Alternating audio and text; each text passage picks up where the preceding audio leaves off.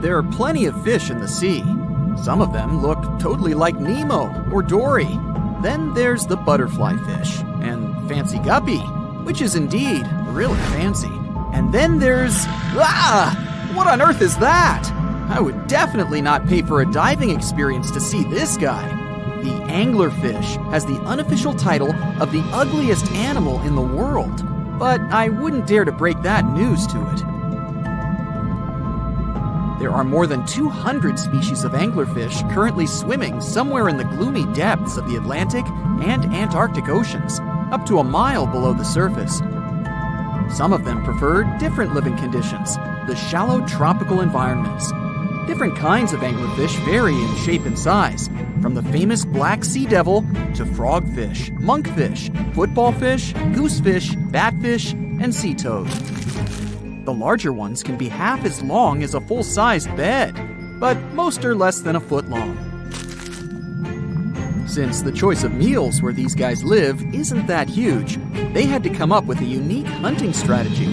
They don't waste their priceless life energy on following prospective prey. Instead, they use a piece of dorsal spine that sticks above their mouths like a fishing pole, hence the name of the fish. There's a sac of bioluminescent bacteria that glows brightly in the dark at the end of that rod. The light lures prey, and all the anglerfish has to do is wait, and then enjoy its lunch delivered right to its mouth. Their bodies are pliable and huge, so they can easily swallow prey twice their size. Deep-sea anglerfish eat whatever they can find. Species that live in more shallow water aren't picky either, and can eat anything from shrimp to snails and small fish. Only female anglerfish have the cool fishing rod feature though. So what about their males? Finding a soulmate deep under the sea isn't that easy. I mean, literally, there's no light down there. Plus, there are frigid temperatures and low oxygen levels. Anglerfish can't afford to go on many dates in those conditions, so they mate for life. And before you go aw about it, I have to tell you, they do it in quite a special way. Male anglerfish are much smaller than their ladies. The contrast is so striking that when researchers first got interested in their love life, they thought those males were actually the offspring, or larvae, hanging out next to their moms. Certain anglerfish male species have receptors that alert them that there's a female nearby. After they mate, the male bites into his woman and stays attached to her head, belly, near her tail, and other areas he can access. While they morph together forever, the female fish gets the male's cells, DNA, and reproductive organs, but loses her immune response cells. The male gets free permanent housing and nutrition. Given the current real estate prices, it sounds like a dream. But that accommodation is shared by up to 8 males, and they can't move out if they ever feel like it. You're unlikely to meet this deep-sea fish in real life, but if you meet an anglerfish in your favorite video game, remember that you can easily outswim it and make it kinder to you with tranquilizing arrows. Once you befriend it, the anglerfish can be your scout and help you discover new areas with its bioluminescent pods. Back in the real world, down in the twilight zone of the ocean, about 650 to 3,300 feet down, the anglerfish isn't the only creature you're lucky you'll probably never meet. Many of the locals look like they come straight out of science fiction or horror movies, but that's because they had to adapt to this dark, deep world. I did my best to get you prepared for the creatures you're going to meet, starting with the common fangtooth. They spend most of their lives deep down, but at night, they move toward the surface to snack. These guys are more active than most other deep-sea dwellers. They don't wait for food to come their way, but actually follow it, and then get it with their long, hungry teeth. They don't have a built-in light bulb like the anglerfish, so they've developed a great sense of smell and use as much sunlight as they can get there in the depth to get around. Sometimes, even the shadow of a passing by prospective prey is enough for them to switch to action mode. And though they don't look too charming, they're completely harmless to humans if you ever run into one of these guys.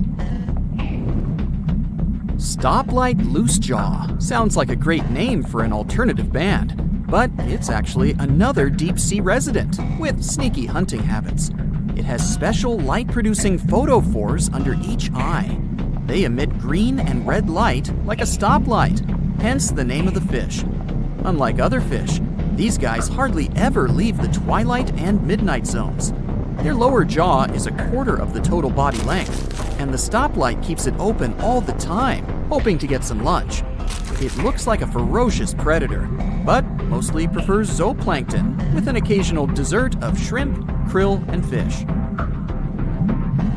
I'm sure you didn't expect to meet a hybrid of an eel and a bird, but here it is! The slender snipe eel has a beak, much like that of a bird, with curving tips. The beak is equipped with tiny hooked teeth that the eels use to catch the antennae of delicious shrimp. And it sure is slender, stretching up to 5 feet and weighing only a few ounces. Scientists don't know all of this guy's secrets, since it's pretty tricky to study in their natural habitat. But it looks like they only produce offspring once in a lifetime, and then pass away. Glass squids like to take it easy in life and literally go with the flow. They're filled with a solution which is lighter than water, so they don't have to make any effort to move around the deep sea looking for food and partners. These creatures are transparent, so they blend into any landscape and don't even cast a shadow while moving. Talk about a great survival tactic. If danger finds it anyway, it can transform into a lumpy ball, pushing its head and tentacles into its mantle cavity. It can also release ink into the mantle and go from transparent to black. The same ink can protect it against hungry whales and seabirds. Another tactic they use to scare off predators is to activate their light-emitting organs around their eyes. I'm getting hungry. Maybe I can snack on this sea cucumber. Ouch, it's moving! So I guess it doesn't belong in a salad after all. These soft-bodied fellows live in all parts of the ocean, from shallow waters to the deep underwater world. Most of them slowly move around with their tiny feet, but some crawl around by flexing their bodies. Sea cucumbers can shed their internal organs when there's a predator approaching. Those sticky organs distract the intruder, and the happy cucumber moves on and just grows the organs back. What's that glistening in the distance? Looks like someone dropped gems in the water. That's a sea sapphire, also known as the most beautiful animal you've never seen. Some males of this type of copepod can change color from deep blue to purple, red, or gold. 1 second later, it's gone.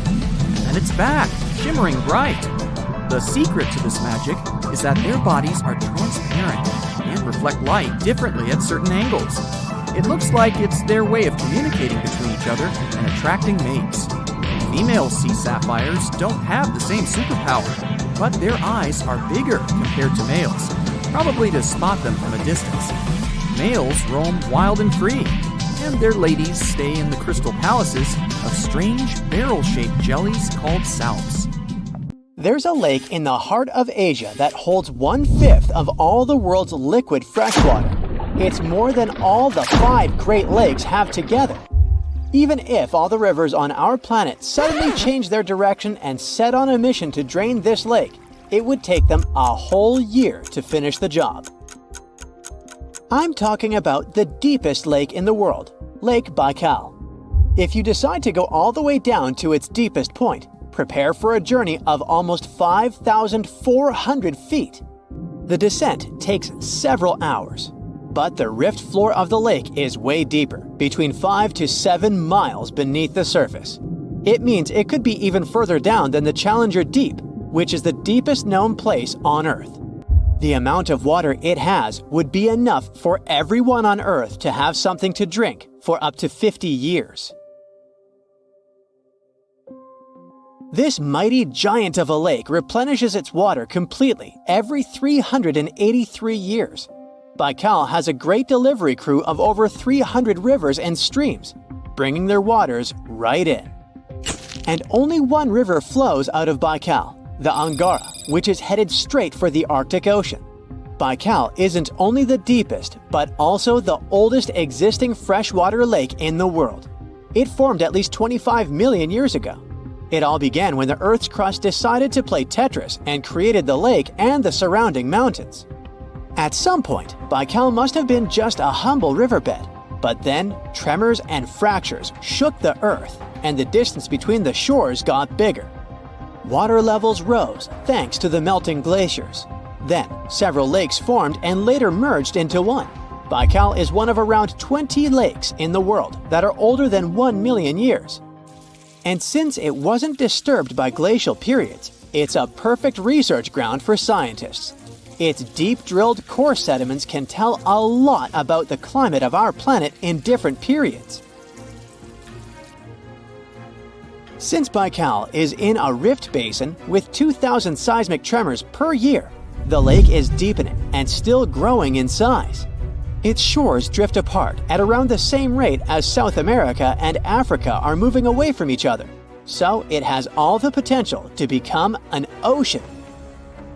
Another thing Baikal has in common with the oceans is that it has water rich in oxygen, even at its lowest depths. This is one of the reasons why the fauna of the lake is so incredibly rich. It's home to over 2,500 various animals and 1,000 plant varieties. Around half of them are unique and only exist in this area, like the endemic algae, the Baikal omul fish, and the Baikal oilfish. There are also some bears, elk, and lynx living on its shores. They must appreciate the fact that the temperatures around the lake are always higher than the rest of Siberia, thanks to its huge water mass.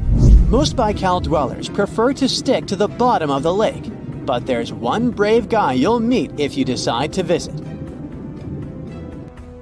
Meet the Baikal seal, also known as Nerpa. It's the only true freshwater seal in the world. Nerpa's eyes are so cute it nearly landed the part of Puss in Boots in Shrek. Nerpa in Boots sounds good to me. These huge eyes are there to help them follow their favorite pelagic fish underwater. There are other seal kinds that can handle freshwater or use it to breathe, but these cuties spend their entire lives in it. But wait, how did seals, which are supposed to be oceanic creatures, end up in a lake miles and miles away from the sea? About 400,000 years ago, during the Pleistocene era, these adventurous creatures traveled up the river and drainage systems that connected Lake Baikal to the Arctic Ocean. The ringed seal that still lives in the Arctic is believed to be the Baikal seal's closest ancestor. Today, Baikal seals are confined to their freshwater home because of the changes in waterways. And they seem to be pretty happy with their home as they can choose from a huge variety of food to eat. The seals mostly hang out in the north and central areas of the lake, but move south in the winter. The lake gets covered with ice, which they use as a chill-out zone, just like their oceanic cousins use rocks or the beach. Since at least 1969, Lake Baikal has had some mysterious ice rings pop up randomly here and there. At some point, they got so big that the astronauts even spotted them from space. The rings usually appear in late April, but can be there in January or May. Scientists couldn't crack the code on how these rings form for a while. They had all sorts of theories, and the most popular involved methane gas bubbles from the lake's depths. But then, scientists noticed that some of the rings were in shallower waters, where gas emissions don't happen. So, an international team of scientists decided to solve the mystery. They traveled to Lake Baikal, drilled holes in the ice, and dropped sensors into the water. In 2016, when they started the research, they heard that 2 vans had gotten stuck in the mysterious ice rings.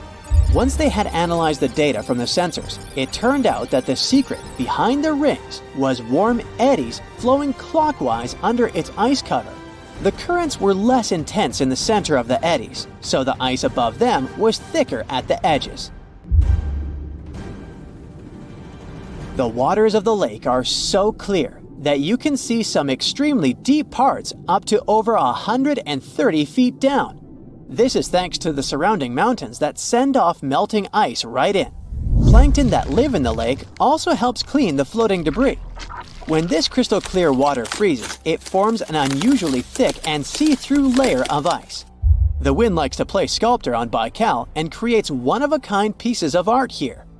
It picks up water, which, of course, freezes into the most unusual designs. Frozen bubbles and icicles you've never seen before. The location and geography of the lakes and the cycles of melting and refreezing create the perfect conditions for this ice workshop. And you can even see rocks that seem to be floating. The bottom of the rock freezes to the surface of the ice. Then, the strong winds wear away the surroundings, leaving a perfect pedestal for the rock. If you think the floating rocks look eerie, how about Baikal's version of the Loch Ness Monster? The local Buryat people have a legend about the water dragon master that lives in the lake. A dragon is believed to be the most powerful creature living on Earth in Asian mythology.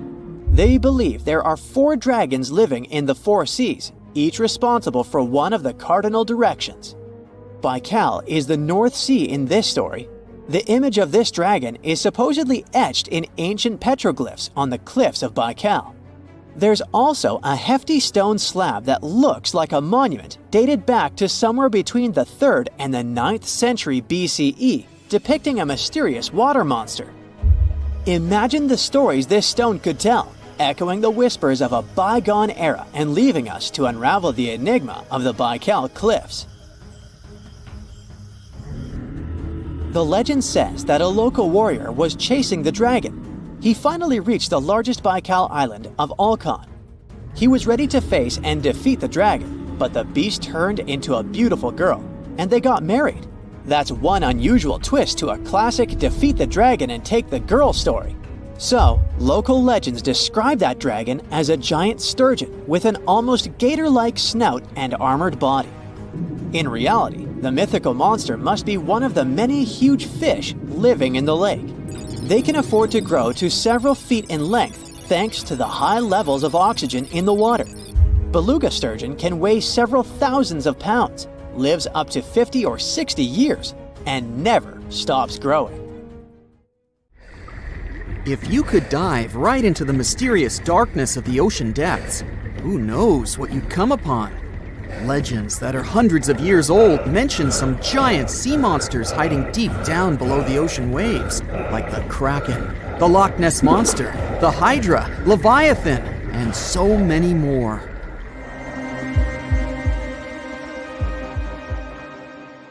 Okay, no one has ever seen such monsters, but there are still weird and unusually big sea spiders, squid, worms, and many other animals that grew way more than we'd expected. Take a look at the colossal squid from sub-Antarctic waters. It's around 14 times longer than the arrow squid that lives near New Zealand. And deep down in the Pacific Ocean, there's a sea sponge as big as a minivan. Oceans contain about 96.5% of all water on our planet. Up to 80% of all life on Earth we've discovered is under the oceanic waves. We haven't explored, mapped, or even seen more than 80% of the ocean. In fact, we've mapped Mars better than we have the ocean bottom. The pressure down there is insane, and it would make you feel like you're holding up almost 50 jumbo jets. And temperatures at such depths are extremely low. Conditions deep below the oceanic surface are harsh, so creatures that live there need to adjust. That's why many of them grew very, very big to survive. Creatures that live in cold, dark depths are so big because of a phenomenon called deep-sea gigantism. The deeper you go below the oceanic surface, the less sunlight there is. That's why the temperatures drastically fall. The result of this is increased cell size and longer life of creatures. Also, these creatures don't have as much oxygen as the marine animals that live in shallower parts, and their food sources are minimal. Much of the food they get comes from shallower waters, and only a little bit trickles down to the deeper parts. And when there's not enough food, being large is an advantage. Larger creatures can move farther and faster to find something to eat. Their metabolism works slower. They don't digest the food that fast, so they can store food and conserve energy for hard times when they can't find anything to eat. They don't need to regulate their body temperature either, which also helps them save some energy, which they can then transfer to other body processes. They mature more slowly and later than those living in shallow waters. The majority of fish species that dwell in deep waters live 30 years or even more. Orange ruffy fish, on the other hand, live up to 150 years. This fella grows 24 feet in length and weighs up to 1.5 tons. But it grows to be so big for centuries.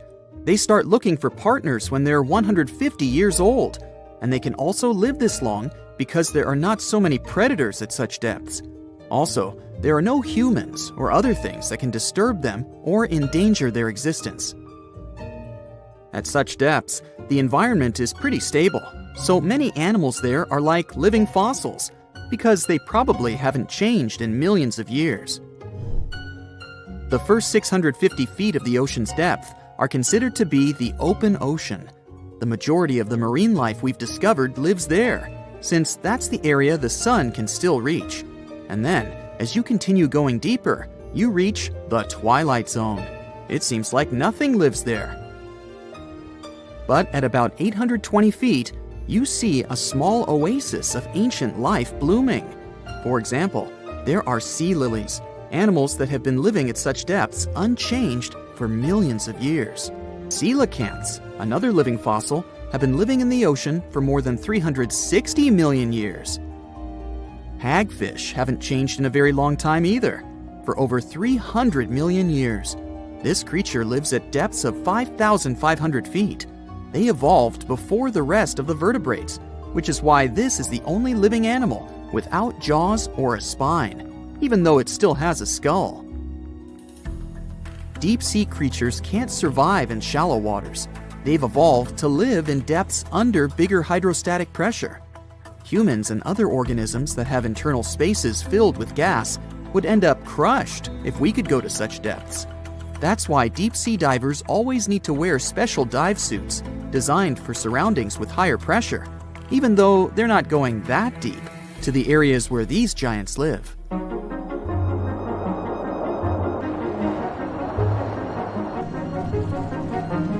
But near Antarctica, you can see gigantism way closer to the surface, like giant sponges, sea slugs, sea spiders the size of a dinner plate, worms, and even some enormous single-celled organisms.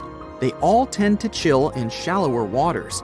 Scientists are not sure why exactly, but they think it could have something to do with oxygen. Giant species use just a little oxygen, and the waters around Antarctica are pretty rich in it, which means there's hardly any limit to these animals growing bigger and bigger. Back to deep-sea creatures.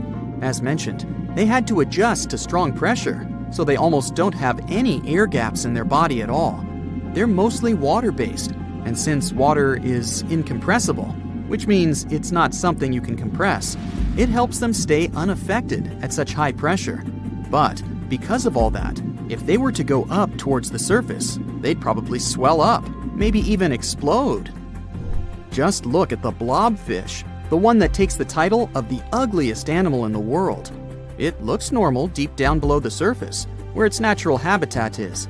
But when it gets up to the surface, where the pressure is 120 times lower, it changes its shape. The blobfish doesn't have a skeleton or muscles, so without high deep-sea pressure, it ends up being all floppy and saggy. The dark oceanic depths are not just scary to watch, but to listen to as well. In 1997, scientists were trying to find underwater volcanoes located off the South American coast. During their travels, they recorded one of the loudest noises ever registered. It was pretty weird, too. It was so loud, even sensors from more than 3,000 miles away managed to pick it up. They later called it the bloop. It took them 15 years to conclude the sound came from an ice quake. That's when seismic activity breaks frozen ground. Water at the bottom of the ocean is not always extremely cold. There are hydrothermal vents on the seafloor, and the water that comes out of them can be up to 750 degrees Fahrenheit. Powerful pressure, yep, the same one that would crush you, is something that doesn't allow the water to boil. There are hundreds of animal species that live near deep-sea hydrothermal vents. Some of them, such as tube worms, are not like anything we have seen before. These worms absorb chemicals from vent fluids. That's how they feed bacteria that live in them. And in return, those bacteria give them the carbon the tube worms need to survive. 2/3 of all of the coral species scientists discovered live in dark, deep, and extremely cold parts of the ocean. Some even live in parts that are 3 miles deep. They can survive at low temperatures, such as 28 degrees Fahrenheit. Some of these cold water corals are more than 8,000 years old. They form amazing structures that can rise up to 115 feet tall. The deep is not just a mysterious world of unusual creatures. The landscape under the oceanic surface is magnificent too. The canyons hiding there make even the Grand Canyon seem small. For instance, check out the one located in the Bering Sea, the Chug Canyon. Its vertical relief is more than 8,500 feet deep. That's huge. The largest ocean waves are not the ones you can see from the shoreline. They occur under the surface, and they're called internal waves.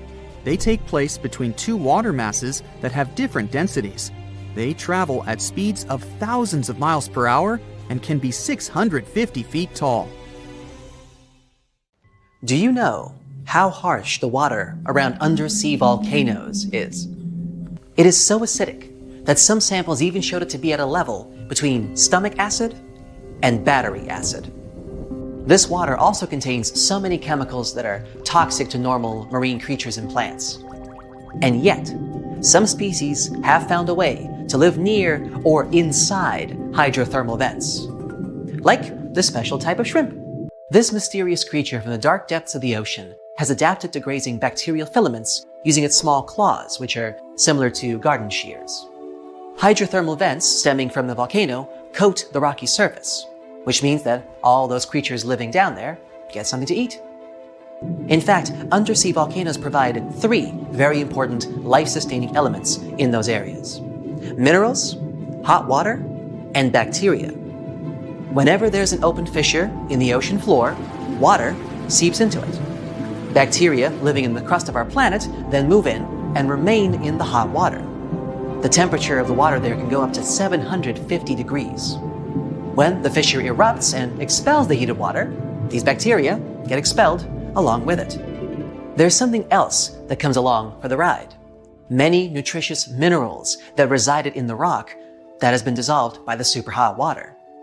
The warmth coming from the vent and the minerals sustain the bacteria and give them the perfect chance to multiply. In many cases, the first sign of life around an underwater volcano is a thick coating of bacteria. The bacteria develop stable colonies, which is why other deep-sea creatures that inhabit these dark areas use them as food, like these shrimp. They're trying to eat that fast-growing bacteria and at the same time do their best to avoid the hazards of all the volcanic eruptions. The waters surrounding undersea volcanoes are usually too acidic and hot for humans to dive to, even when there is no lava, ash, or steam spewing from the craters. But when a group of researchers took adequate equipment and finally managed to leave their camera in the hot acidic waters for an hour, they had no idea that they were going to find... Are those sharks? They were hiding in the deep, orange, murky waters around the Solomon Islands submerged Cavachi. Different shark species, including hammerheads, scalloped hammerheads, and reef sharks.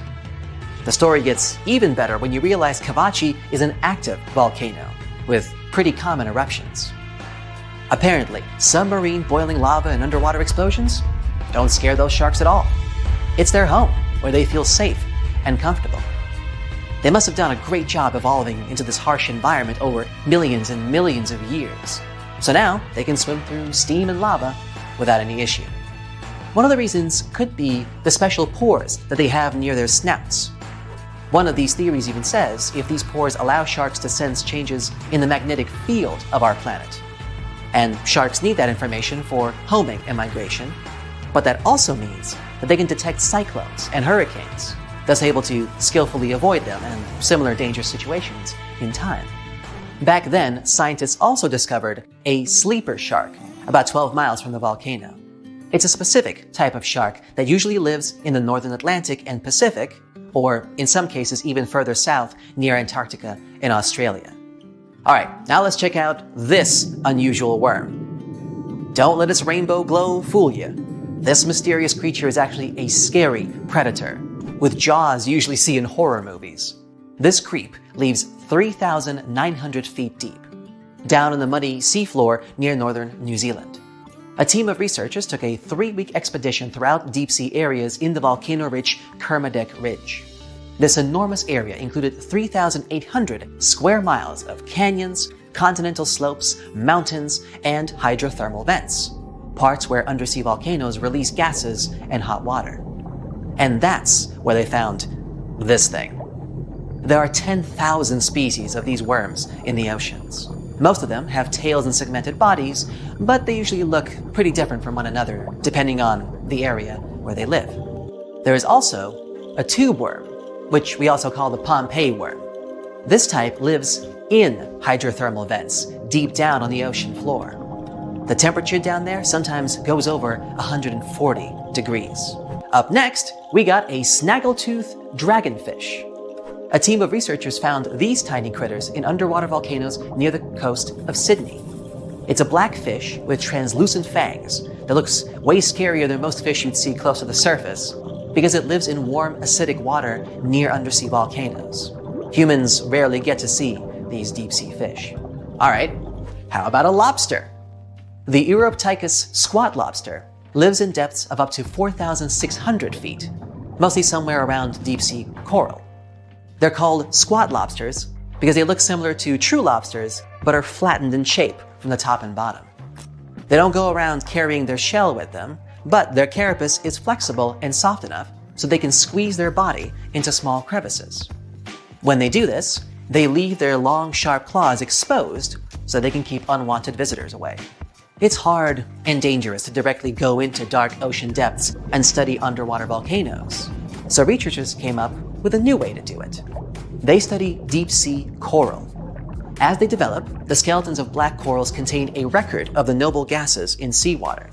This helps scientists collect information on volcanic activity near these corals. Check out these unusual yellowish creatures known as snake stars. Researchers saw them on an undersea peak at a depth of 4,000 feet. They spend most of their time wrapped around coral branches. That's where they can easily capture food particles from the perches around them. Volcanic vents themselves hide some very pretty unusual creatures, such as these small, hairy, red-eyed crabs, too. They live among rocks on the summit of seamounts in dark depths of up to 3,000 feet.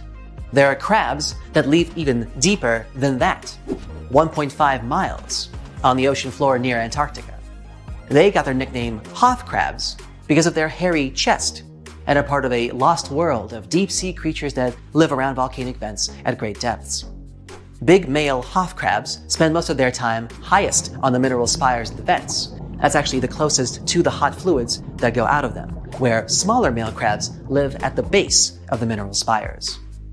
After they get together, females crawl away, looking for the warm fluids that seep from the sea floor. They are rich in minerals, but they can be toxic if they're young, so they need to get far away. This way, female crabs move to a safe place and hide from the potential predators, like seven-armed sea stars and big sea anemones. Wow, the cavalcade just never ends, huh? Now, these next creatures, the Galapagos snakes, don't live in undersea volcanoes, but it's still fascinating how they've managed to adjust to living on the summits of volcanoes. The Galapagos Islands have 21 volcanoes, and 13 of them are active. It's a unique area with many animal species that you won't find anywhere else on the planet. A wide variety of iguanas, tortoises, lizards, geckos, seals, birds, and sea lions, and snakes that decided to inhabit volcanoes. Also, Alaskan fur seals have been popping up in some unusual locations, like the top of a small island that forms the tip of an active undersea volcano, perhaps? Vents there spew steam, mud, and sulfurous gases. Their surface is covered with huge rocks that exploded out of the vent a couple years ago. This place doesn't look that hospitable, but northern fur seals obviously wouldn't agree. Maybe because there's so much food around this island, like squid and northern smooth tongue, a deep water fish. Because of the ease with which they can gather food, it's much easier for them to take care of their young. And check out this giant woolly rat. It lives in the rainforests that surround the extinct volcano called Mount Basavi. Its crater is 2.5 miles wide. There are high walls around the volcano, and at first glance it seems like nothing interesting has been going on here, except for some unusual creatures, like this large fluffy animal that kind of looks more like a beaver than a regular rat. It's 32 inches long from nose to tail and weighs 3.5 pounds, and is one of the largest rats in the world. They have a silver-gray coat, and researchers think that they build their nests underground. These rats eat roots and leaves. This extinct volcano is in New Guinea, which is known for its over 70 species of mice and rats. So these woolly rats have obviously adjusted through generations and evolved to live in these unpleasant conditions. 450 million years ago, no, I wasn't around then, the sea level was higher, coral reefs started to form, the climate on our planet was stable and warm, not even dinosaurs were around yet. The time when bony and jawed fish we know as sharks appeared. They've been dominating the oceans and making other marine creatures flee in fear ever since. Many of them, like great white sharks, have evolved and adjusted to life in the open ocean as hunters with a pretty high position in the food chain. They're less diverse today than before. One of the reasons is the asteroid strike from the age of dinosaurs. After it reduced the number of shark species, only smaller and deep-water kinds that ate primarily fish survived. They started getting bigger over time. Near the surface, sharks such as makos or great white ones develop faster movements and are somewhat between gray and blue to blend in with their surroundings. The epaulet shark can even walk on the land. It can't take a walk on the beach because it can't breathe outside of the water, but it lives on coral flats in shallow tropical waters, so it can walk in kind of a crawling motion. But deep down below, there are mysterious, alien-looking, often huge shark species that didn't come to the surface, which is why they didn't need to adjust to the new environment and different conditions. They haven't changed a lot through time, so they're some living fossils. These creatures mostly don't have 5 gill slits, the most common number, but 6 or 7. It's because there's less oxygen the deeper you go in the ocean, so they need more gill slits. Sharks on the surface evolved to have fewer gill slits.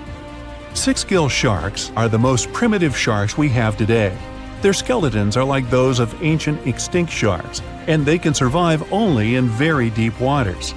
Like cats, sharks have a layer of reflective cells placed inside their eyes, which helps them see better in the dark, deep sea or cloudy waters. Sharks on the surface have big eyes because they evolved to hunt in the sunlight, so they tend to rely on their vision. Those that live in shallow waters have small eyes, so they can protect themselves from the sand. Like some other deep-sea creatures, 6-gill sharks also have bigger eyes to take in as much light as possible. They have more light-sensing rods, but don't distinguish colors that well. In the ocean's twilight zone, with the minimum of sunlight, there's a couple of bioluminescent shark species. They don't take in light within their eyes, but produce or re-emit it with their bodies. Their skin or organs have specialized cells that produce a soft blue-green light. Deep-sea creatures that produce their own light do that to attract their prey, deter animals from going after them, or, scientists think, communicate with each other. It can even help them to camouflage. They do it by hiding their silhouettes from animals going after them. They produce enough light to match their surroundings. The biggest luminous underwater creature is the kitefin shark, found swimming 980 feet below sea level, preying on groundfish or smaller sharks. It can grow almost 6 feet long and lives 3,200 feet below sea level. Deep-sea sharks are also bigger than those on the surface. The Greenland shark can grow up to 24 feet long, bigger than a great white. There's a thing called deep-sea gigantism. Creatures in nutrient-poor depths of the ocean grow bigger because, that way, they lose less energy as heat. The Greenland shark lives its life in slow motion. It has a slow metabolism and can go very long periods without food. With their slow pace, they evolved to live up to 500 years at depths of 7,200 feet. Sharks in shallow waters catch their prey relying on agility and speed. But for them, it's easier because there's plenty of food on the surface. Deep sea sharks, with less food and slower life rhythm, had to develop a different style. They're more opportunistic, definitely not picky, and don't care if their future meal is alive or not. Frilled shark, another living fossil from the darkest depths, hasn't evolved much through time, and they're one of the last of their kind, with all of their relatives already gone extinct. It grows up to 7 feet long, primarily hunts on squid, and catches other sharks and fish. It looks like a dinosaur, a snake-like face, a long, smooth, thin body that moves in a serpentine way. It can propel itself with the power of its tail and curl like snakes. They don't swim in a straight line like other sharks. Cookie cutter shark grows up to 20 inches. It got the name because of the way it feeds, biting off small pieces. It's a parasite creature, which means it feeds off bigger animals but leaves them alive. They have sharp teeth and sometimes even swallow those that fall off on purpose. Some researchers think it could be because they live in the depths that are nutrient poor. If they swallow the teeth, they could recycle calcium and other material from it. Prickly shark is a rare and unusual creature with many thorn-like denticles and 2 small dorsal fins. It lives mostly in the depths of the Pacific region up to 1,900 feet. Ghost sharks are not even real sharks, but fish closely related to them and rays. They have big pectoral and pelvic fins, 2 dorsal fins, pretty big eyes, and unlike their cousins, have a single external gill opening. Ghost sharks have slender tails and can grow up to 80 inches, silver to blackish color. They sometimes live in rivers and coastal waters, but also in the depths of the ocean of 8,200 feet or even deeper.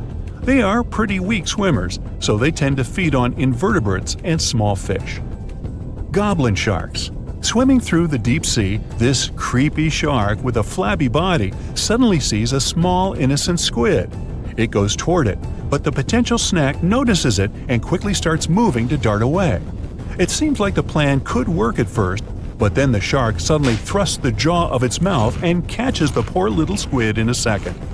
After the meal is finished, the animal simply fits the jaw back into the mouth and goes away as if nothing happened.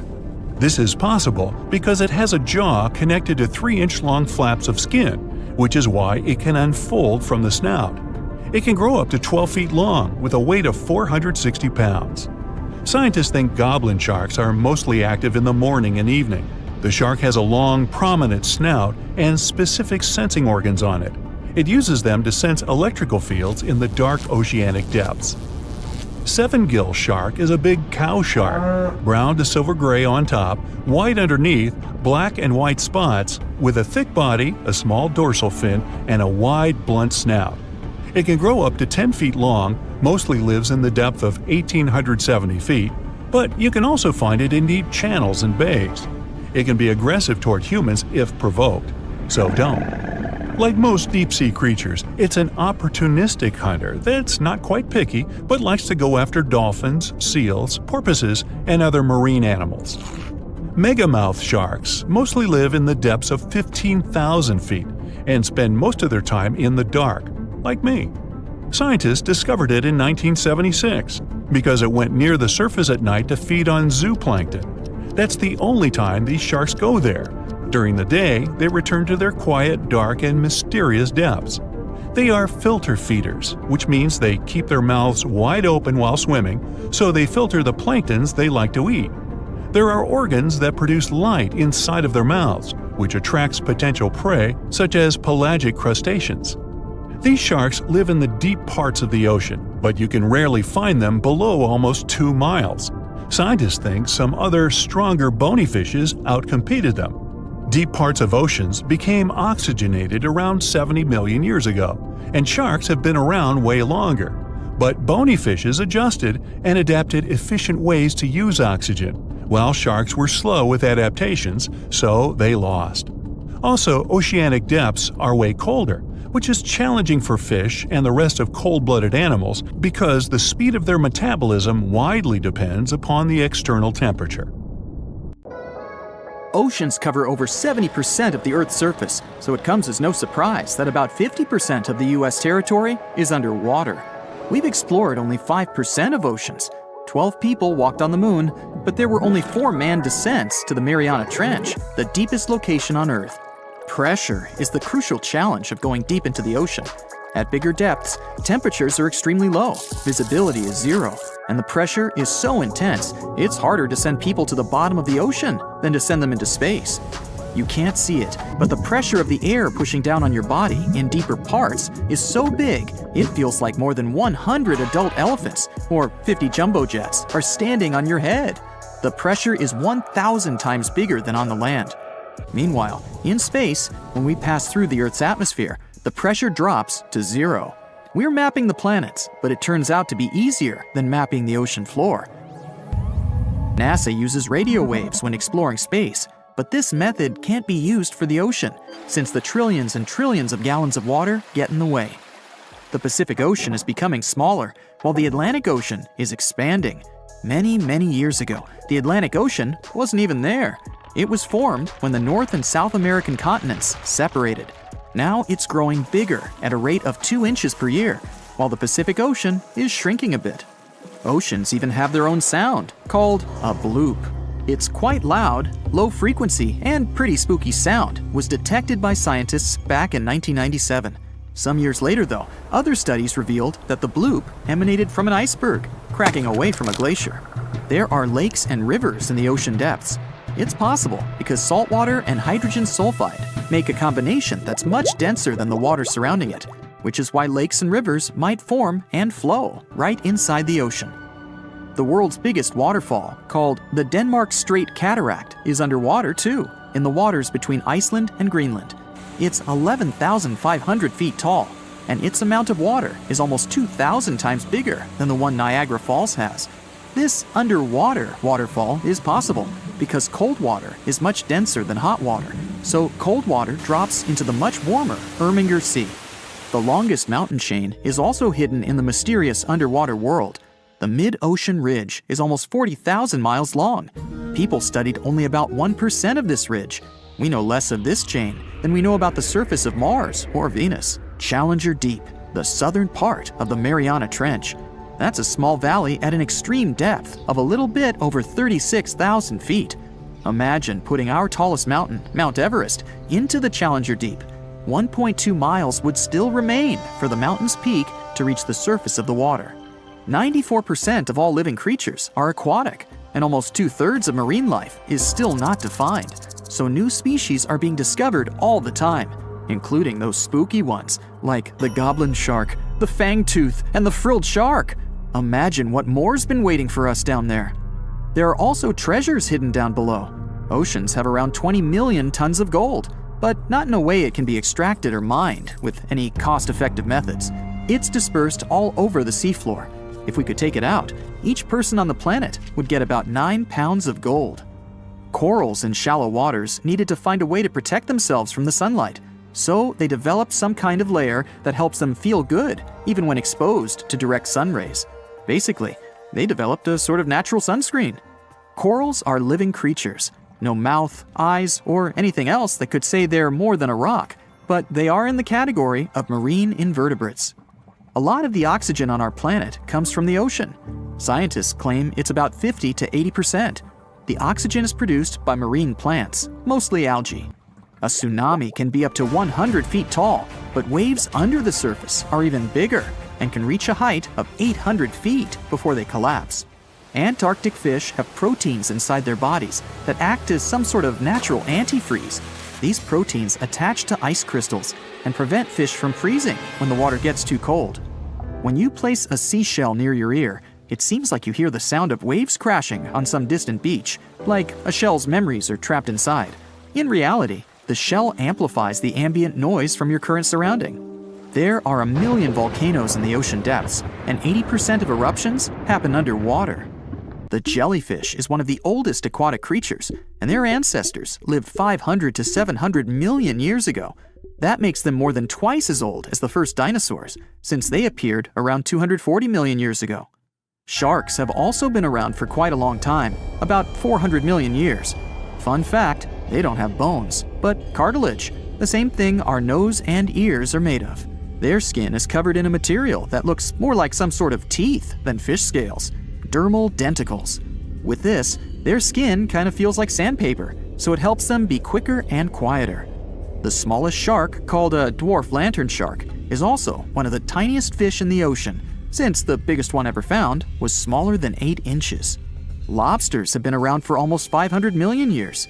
Scientists found fossils of some kind of a huge 7-foot-long lobster, which was one of the biggest animals living at those times. Dolphins are some kind of sleepwalkers, since they sleep with only half of their brain. They close one eye at a time. Sea turtles are quite adaptive animals, and they live on all the continents, except Antarctica. Octopi are incredible marine dwellers. They have blue blood, 3 hearts, and 9 brains. The central one and the other 8 brains are distributed among their 8 arms. They also can regrow an arm in about 100 days. Sea sponges don't have a head, eyes, a mouth, bones, lungs, a heart, or a brain, but they're still living beings. A seahorse is technically a fish, even though it doesn't look like one. This specific animal has no stomach or teeth.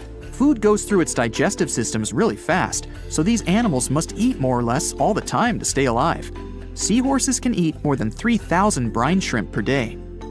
There's a unique spot in the Pacific Ocean where you're farther from all your problems than in any other place on Earth.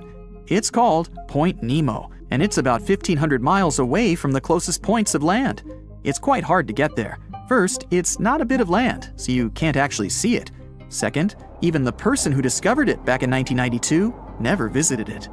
The ocean doesn't get struck by lightning as often as the land does, but when this happens, the results can be way worse than on the ground, since water is conductive, so lightning spreads across the ocean really fast. Cold water surrounding your body while swimming may feel refreshing, but that's not a protective layer, and you can still get sunburned. In fact, the water only reflects 10% of UV rays, while the sand reflects an additional 15% of the sun's rays. The temperature in oceans varies. Sometimes you can find water with a temperature of up to 40 degrees Fahrenheit, while there are hydrothermal vents in the seafloor too. They release water that goes up to 750 degrees Fahrenheit. Ouch. There's this thing called the Milky Sea phenomenon, a stunning scene where the water glows with such incredible light that it looks like it's not from our planet. This area is so big, you can see it shining from space, and the mysterious phenomenon usually can be seen in the Indian Ocean. Sometimes, while chilling on a beach, you can see green flashes over the horizon. That happens because the atmosphere bends sunlight when it's passing through, after which it separates the light into different colors. This is in the same way a prism splits the light into what we later see as small rainbows. Black holes have incredibly strong gravitational force pulling objects in. Even light doesn't have a chance to escape it. A similar thing happens with those found in the oceans. Yes, no need to go to space to see one of those. We have them on Earth too. It's just that they don't catch the light, but the water. They are enormous whirlpools, sometimes bigger than whole cities, and they're spinning against the main current, swirling billions of tons of water and everything else on the way. Lions, dogs, cats, all these mammals sleep in pretty comfortable positions. But not whales. They look like giant floating loaves of bread, which is a scene one diver accidentally came across in the Caribbean Sea. 6 whales were just standing upright with their tails pointed down at a depth of about 65 feet below the surface. Scientists discovered that when sperm whales take a nap, they stay in this position for 10 to 15 minutes. They don't move or breathe. But these creatures spend only 7% of their time asleep, far less than other mammals.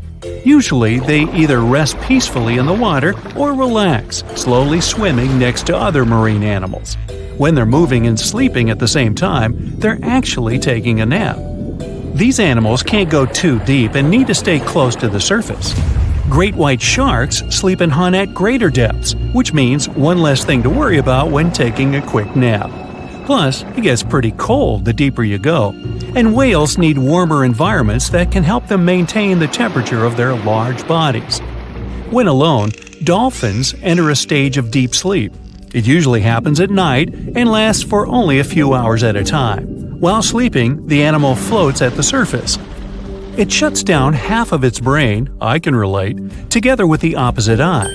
The other half is at a low alert level, awake and ready to react if some unwanted visitor comes closer. The part of the brain that is awake also sends signals when it's time to go up to the surface to take a breath of fresh air.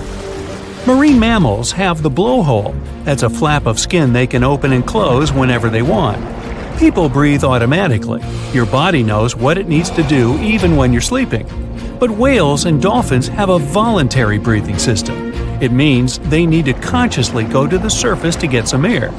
And one part of their brain needs to always be awake to inform the animal it's time to go up. Whales and dolphins can hold their breath way longer than other species. They also have a higher tolerance for carbon dioxide and can take in more air. Their red blood cells store more oxygen too. Whales and dolphins' blood goes only to those body parts that really need oxygen. If a whale only uses its brain, heart, fins, and some other muscles needed for swimming at the moment, those will also be the only body parts that will get the oxygen. Digestion or other functions can wait. The ocean is not a place where you can relax and peacefully fall asleep. While sleeping, fish reduce their activity. Their metabolism becomes slow. Some of them keep floating in the same spot. Others find a safer place among corals or in the mud. Early in life, dolphins learn to make a unique whistle that helps others from their pod to identify them. That means these specific whistles are their names, and dolphins do respond to them.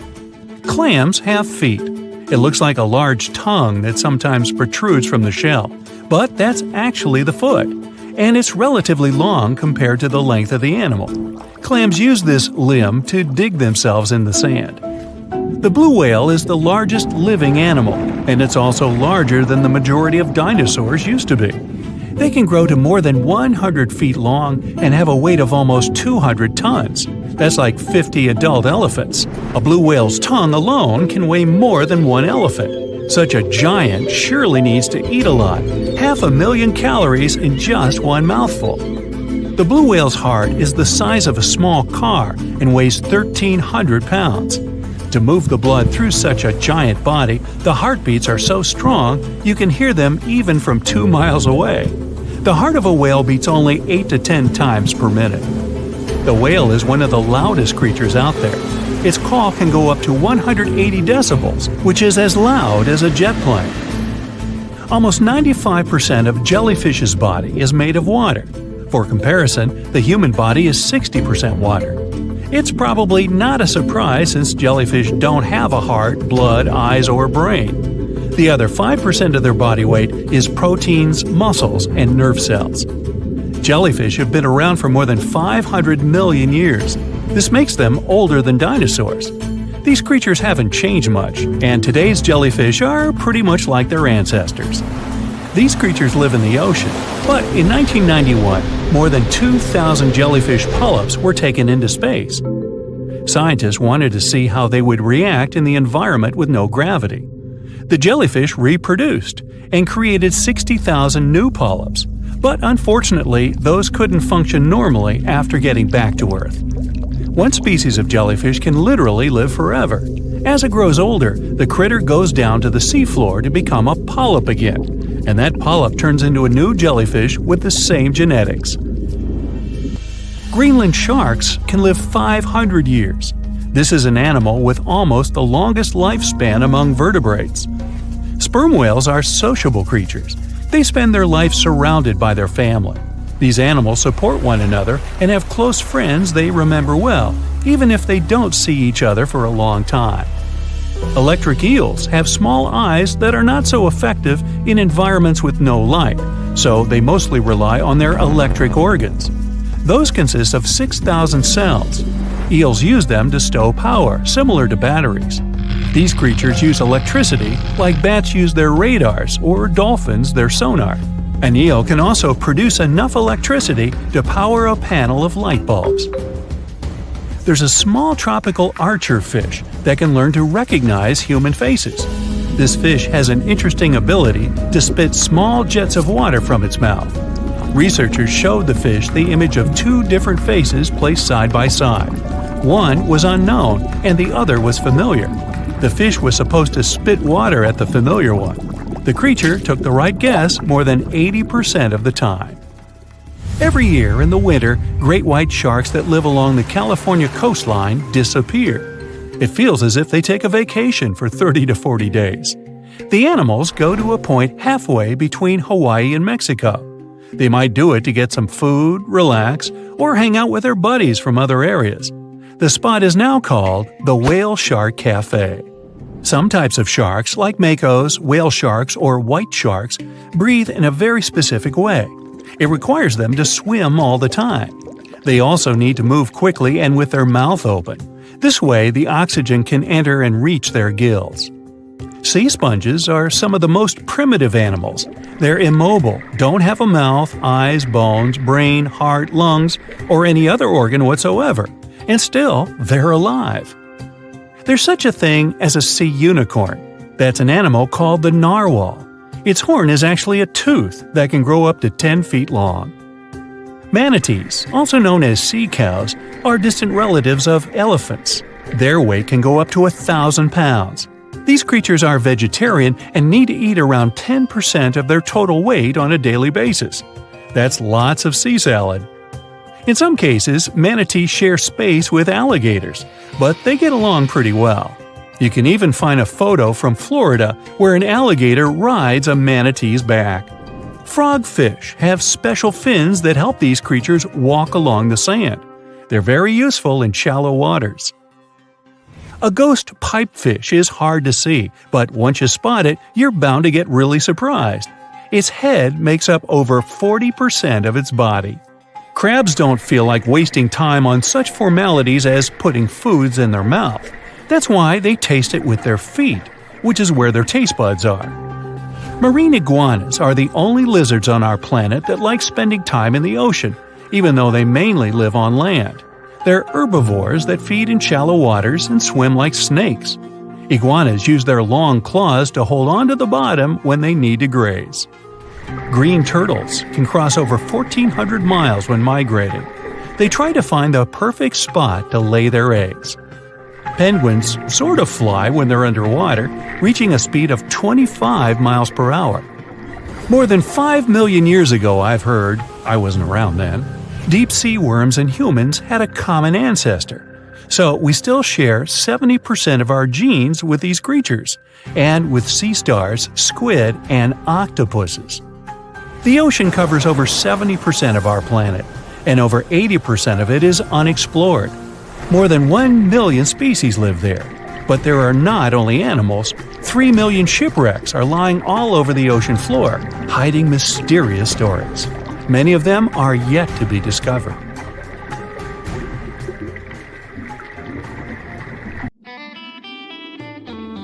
A wanderer walking through a desert feels the scorching sun like never before.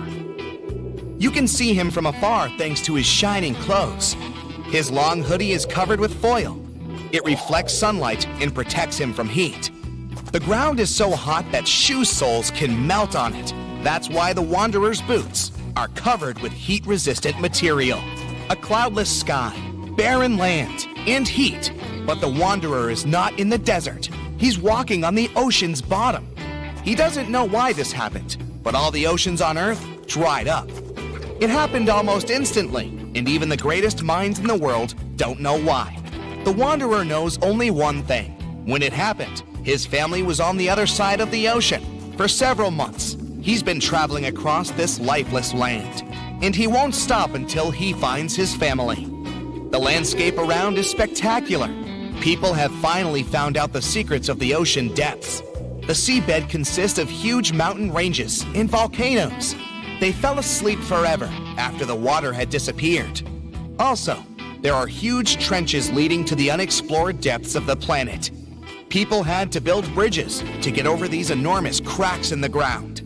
But most of the ocean floor is flat plains, boundless, lifeless, merciless. The wanderer's walking across a huge canyon. Once, it was swarming with sea life. The man puts on a gas mask, but not because of a sandstorm. Many fish and other marine inhabitants used to live in such canyons. Now, all that's left is a terrible smell. The wanderer passes by huge skeletons of whales. Among them, he notices dirty tents. People are hiding there from heat. The temperature in the area is much higher than in the Sahara Desert. One of the main functions of the ocean was to distribute heat all over the planet. The sun emits heat and radiation. The ocean absorbed this energy. Lots of currents were warm, and they carried this warmth around the world. The water got heated at the equator, then it evaporated and turned into clouds. When warm air rose, it pulled along colder air from below. This allowed the energy to be evenly distributed. In simple words, the ocean cooled hot places and brought warmth to cold ones. Now there's none of this. Every day the sun burns the equator and dries up the rest of the planet. The wanderer doesn't come close to the tents. He is carrying the most valuable treasure in the world and doesn't want people to notice him. The inhabitants of Earth are just trying to survive, and many have forgotten about such a thing as morality. Fortunately, the wanderer still remembers. The thoughts of the family help him remain a good person. Sometimes it complicates his life. Like now, for example. In the distance, he sees a young girl. She doesn't look well. There's no one around, and the wanderer decides to help her. Out of his backpack, he pulls a thing worth more than all the gold on the planet, a bottle of water. The girl takes a few sips, but instead of thanking the wanderer, she starts screaming. It's a trap. Her accomplices appear from different sides. Looters. They're gonna take everything. The wanderer runs away. He hasn't eaten for several days, and his strength is leaving him. He won't be able to keep going much longer. The marauders are closing in on him. The wanderer throws the bottle aside. His pursuers rush to the water like crazy. They forget about the man and fight one another for the bottle. The chances of the wanderer's survival have greatly decreased. He could make this bottle last at least several days. Plus, he's also lost a lot of fluid because of running. In the beginning, there was no panic because of a lack of water. The ocean dried up, but its waters were salty anyway. People still had seas, lakes, and rivers. But the problem was that the ocean was feeding them. When the ocean water evaporated, it formed clouds. These clouds moved all over the world and enriched lakes and rivers with rain.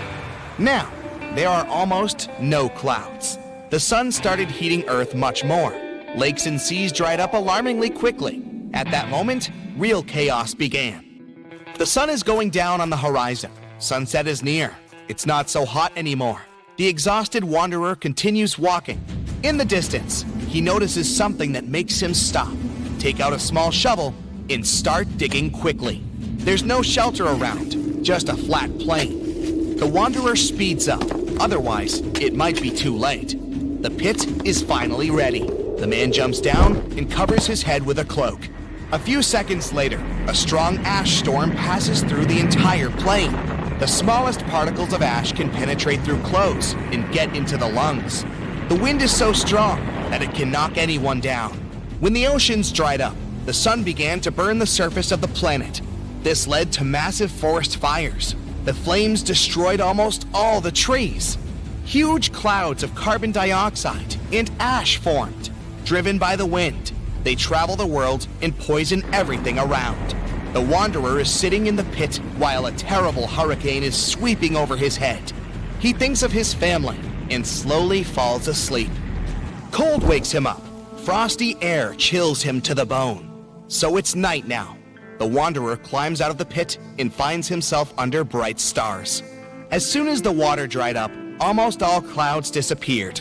Factories stopped working. Cars no longer emitted carbon dioxide. Thanks to this, comets and the most distant stars can be seen in the sky. The wanderer has seen them 1,000 times, but he's still not used to the breathtaking picture. It's like he's looking at the sky through a telescope. An icy gust of wind brings the wanderer back to reality. He won't survive the night if he doesn't find a warmer place. Before, nights were warmer thanks to the energy of the ocean. Now, as soon as the sun goes down, temperatures drop dramatically. The wanderer needs to move to stay warm. He starts walking faster. Soon, he notices some lights in the distance. It's probably other looters.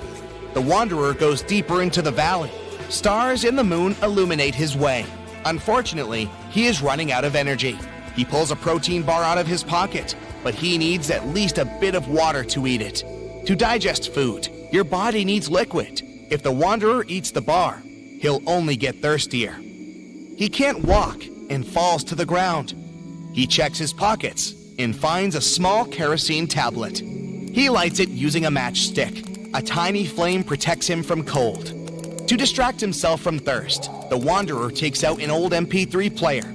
He charged it during the day using the solar panels on his backpack. The man puts on headphones. Classical music calms him down. He lies on the ground next to the burning tablet.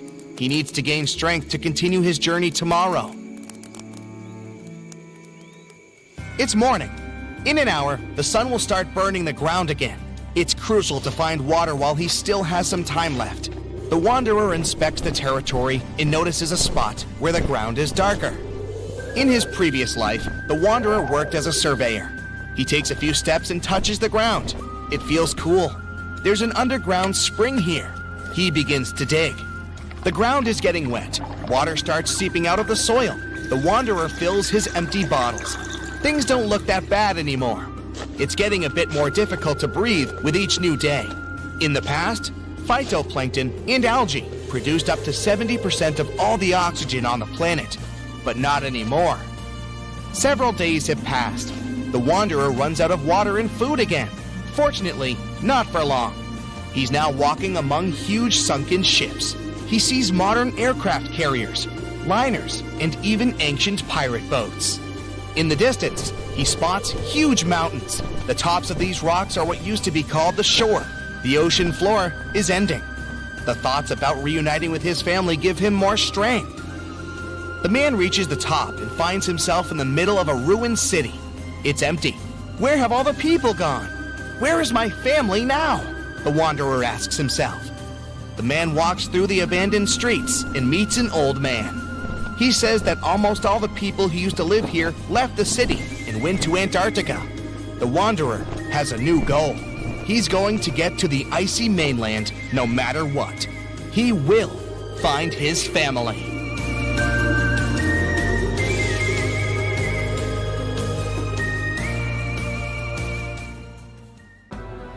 The ocean is one of the most incredible places on Earth. It's not only beautiful, but also dangerous. We all know about sharks, huge octopuses, heavy storms, and the Bermuda Triangle. But there's something more terrifying and more dangerous than all of these things. I'm talking about rogue waves. The 4-passenger yacht Mignonette is sailing through the Cape of Good Hope in southern Africa. A storm blows through, but the yacht successfully survives it. By evening, the wind has completely subsided. The sea is calm. The team, tired after the storm, is going to rest. At this moment, seemingly out of nowhere, a 39-foot wave appears and crashes over the yacht with terrifying force. The yacht succumbs and sinks. Thankfully, the passengers escape in a lifeboat. For the next 24 days, they drift on the open sea until they're picked up by a passing ship. No one believed the stories of the surviving passengers about a huge wave. This story isn't a plot from a thriller movie, but a real event that occurred on July 5, 1884. Now imagine that you're sailing on a modern yacht in the open sea. The sun is shining brightly. There's not a single cloud. The sea is crystal clear and calm. What could be better than a vacation like this? Suddenly, you hear a very loud hum. In 2 to 3 seconds, a huge 33-foot wave appears from the calm surface of the sea and crashes into your yacht. Fortunately, the ship manages to stay afloat, and the wave disappears as suddenly as it appeared. This is also a real case that happened to the owner of the Calaran yacht on June 17, 2018. These waves have different names: white, rogue, wandering, monster. The French call them a bad joke. Unfortunately, there's nothing to laugh at. A meeting with such a wave usually ends with a sunken ship. Sirens, sea monsters, the anger of Poseidon. This is how people explain the appearance of massive waves in ancient times.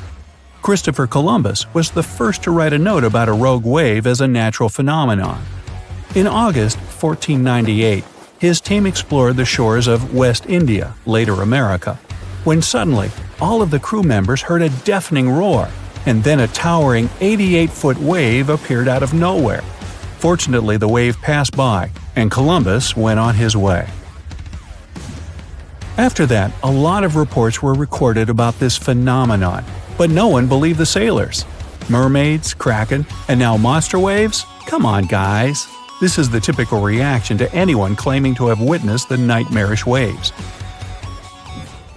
Even when a 74-foot rogue wave suddenly fell on the British liner Queen Mary in 1942, the 15,000 people who lived to tell the tale were rarely taken seriously.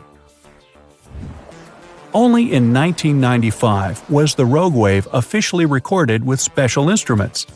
That day, an 85-foot wave hit the Norwegian gas platform Doppner.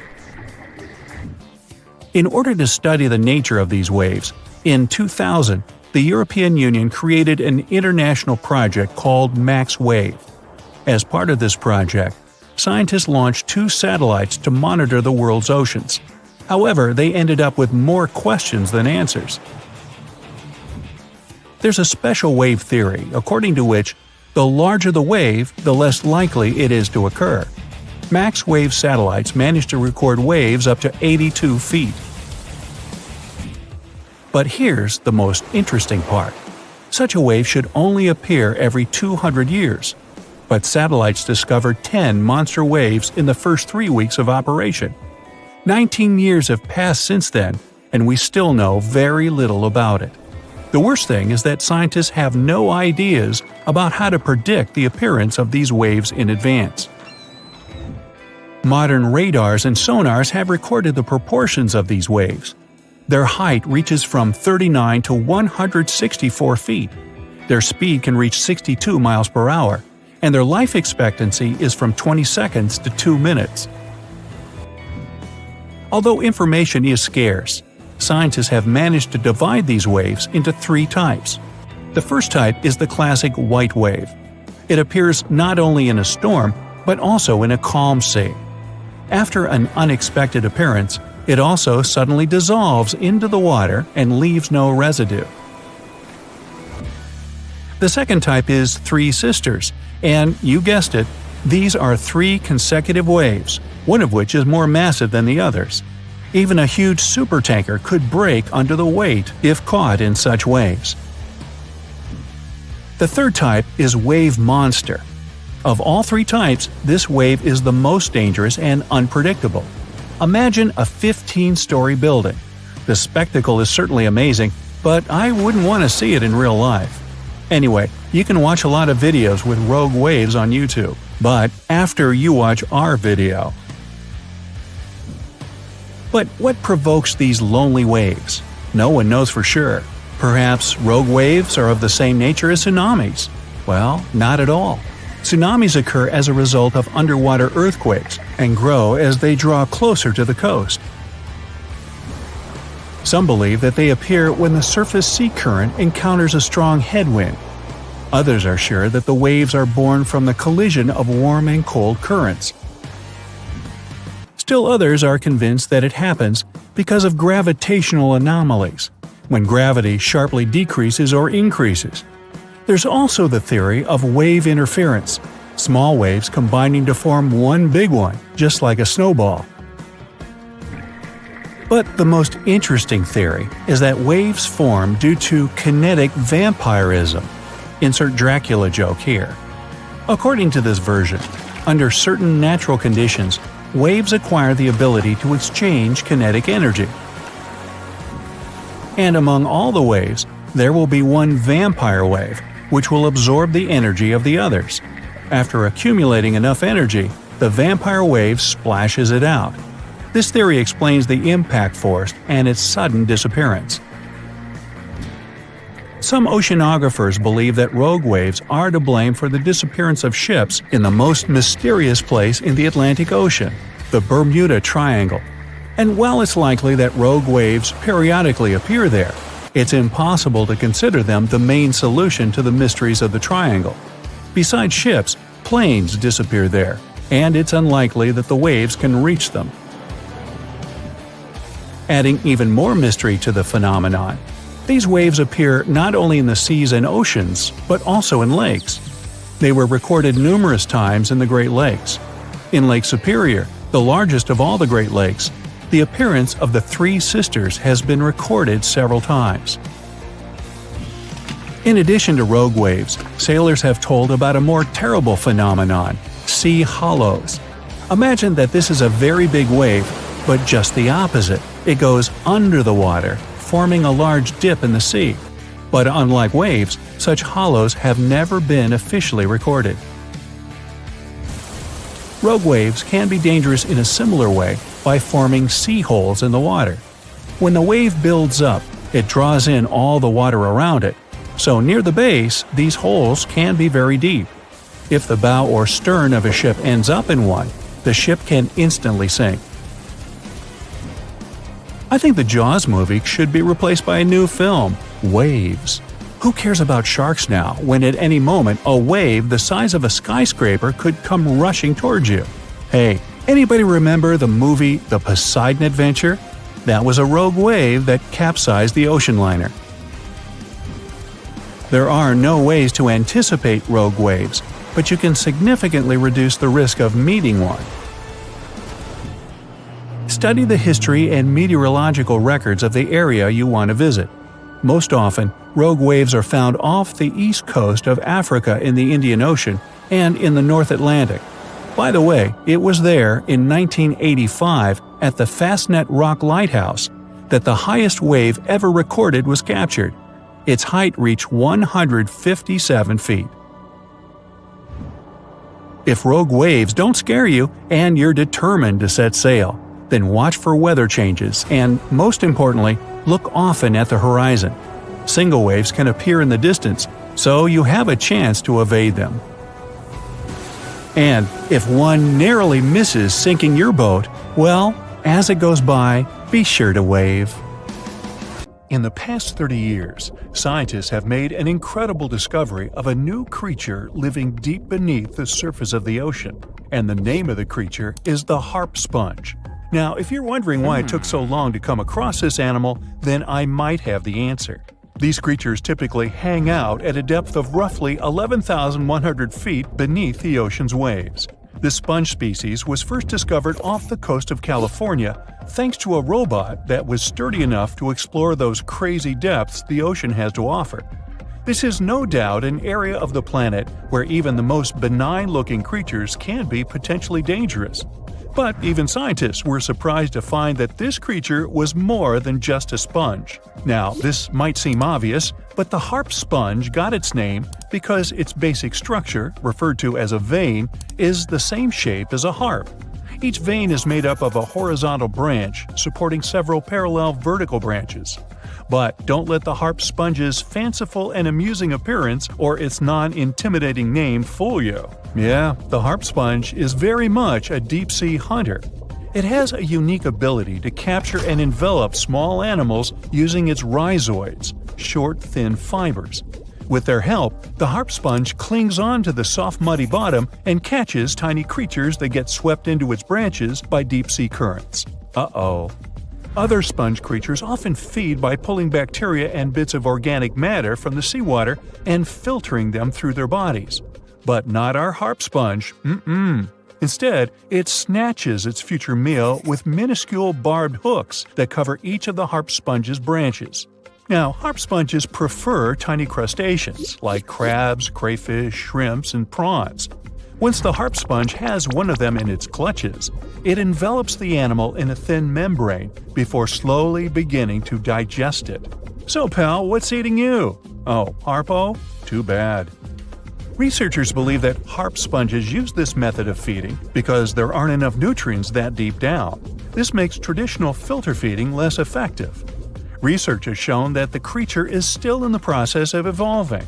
Early harp sponges, researchers found, only had 2 veins, but later, scientists discovered other harp sponges that had 6 veins. The harp sponge might have evolved this elaborate candle holder-like structure to increase its surface area. In general, harp sponges typically grow up to a length of 1 foot, but researchers have seen a creature that was 2 feet in length. The harp sponge is not only very unusual, but also beautiful to look at. See those tiny white balls on top of the branches? Now, why don't we look at some other creatures that live below the photic zone of Earth's oceans? The photic zone means the area beneath the ocean's surface that still receives some sunlight. Thanks to this, there are loads of different creatures and organisms living there. Any animal living beyond this layer qualifies as a deep-sea creature. The Tomopterus worm is a segmented worm you can find in the twilight zone of the ocean. This is the area that lies between 650 and 3,300 feet beneath the surface. These creatures are often no more than 1 inch long, but the largest of them can grow up to 1 foot. While swimming around and feeding, these worms do what researchers describe as an amazing smooth dance. That's because the creatures can swim extremely quickly and maneuver at tight angles with ease. Now, I know most people hear the word worm and think of the common earthworm, so it's quite interesting to know there's a deep-sea worm out there that never leaves the water during its entire life. Similarly, most of us try to avoid jellyfish that either rest on the sand or sit on top of the ocean waves. This isn't the case with a chrysota jelly. That's a deep-sea creature too. This beautiful jellyfish is mostly ruby red, bright orange, or electric purple. That's what helped researchers realize they had found a new species of jellyfish. The creature grows to a maximum size of 1 inch across. It has tentacles that stretch out in every direction. Now, if you come close to this jellyfish, it'll pull all these tentacles in toward its body before rapidly swimming away to avoid danger. Yes, you are dangerous. The chrysota jelly is extremely rare. You won't see it very often. You might need to borrow that deep-sea diving robot I mentioned earlier. While worms and jellyfish might seem quite harmless, this isn't the case with the Pacific viperfish. Ooh.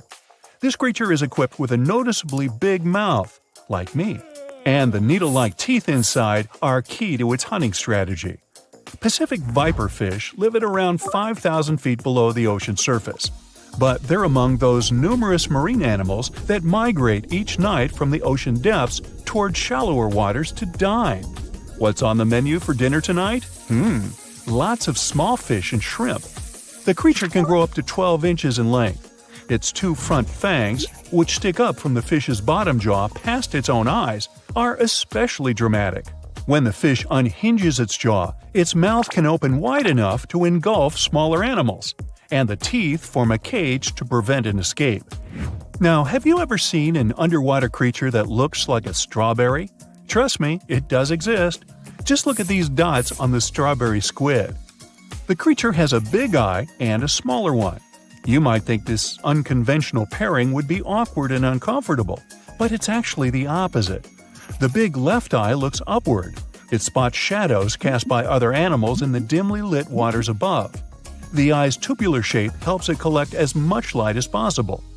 On the other side of the squid's head, you can see its right eye. It's small and looks downward.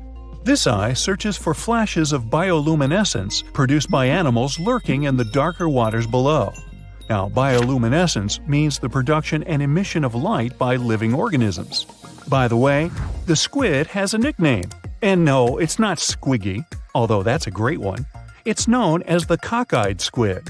This is simply due to the remarkable difference in size between its 2 eyes. I think I like Squiggy better. And so it goes. Since light doesn't reach the deep sea, the strawberry squid's body actually looks black. This helps the creature hide from enemies, such as sharks and dolphins. In general, the strawberry squid grows to a length of 5 inches. It typically lives around 3,000 feet below the surface, but floats to shallower waters at night. Now, the feather star is a marine creature without a backbone, but with feather-like arms that radiate from the center of its body. These creatures first appeared around 200 million years ago. Related to sea stars, they look like a flower, but if you approach them, they'll quickly swim away. But not all feather stars can swim. Many species can only crawl along the bottom of the seafloor. Like some of the other deep-sea creatures we've looked at, the feather star can adapt to its surroundings. It has a creepy ability to shed its arms, the same way some lizards can shed their tails. This also helps them escape from their enemies. Feather stars live all across the globe, from the equator to the poles, from the shallow waters on top of reefs to the deep, deep sea. Now, given that we're dealing with mysterious creatures, the name of this one is quite fitting. The swift vampire squid should be the official symbol of life in the deep sea. The animal has a dark red body, huge blue eyes, and a cloak-like web that stretches between its 8 arms. This, along with its name, may suggest that the creature is some form of a terrifying hunter. In reality, though, the vampire squid is a soft-bodied, timid creature, about the size, shape, and color of a football. It grows to roughly 12 inches in length and lives 3,000 feet below the waves. There's almost no oxygen there, but also relatively few predators. Whew, I think I'll need to decompress from this one. Here's an ordinary fish. And here's a fish that was supposed to become a human, but it didn't. And not because it didn't come out of the ocean. The second fish has more intelligent eyes, but there's almost no difference between them. And that's why... Oh, and do you see that silhouette in the shadow? This big ugly monster is one of the key characters in this story, and it hates the intelligent fish. But I'll tell you more about that later. So, the ocean world is an eternal struggle for survival. The big and strong eat those who are smaller and weaker. 400 million years ago, it was the same, only on an even larger scale. Real monsters inhabited the ocean. Giant reptilian fish ate long sea centipedes. Some fish were covered with bony shells. Others had razor-sharp teeth. As a result, some weaker fish escaped the ocean to survive. Other creatures left it to get food, or out of curiosity. And so, according to the theory of evolution, in the next millions of years, these fish began to grow limbs and hair and climb trees. And you know what happened next.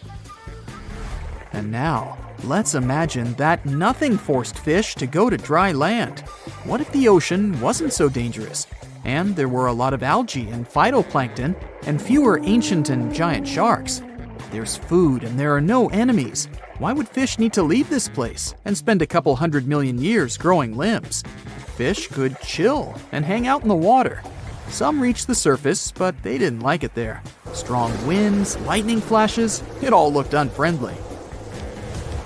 Millions of years passed, and fish were still around.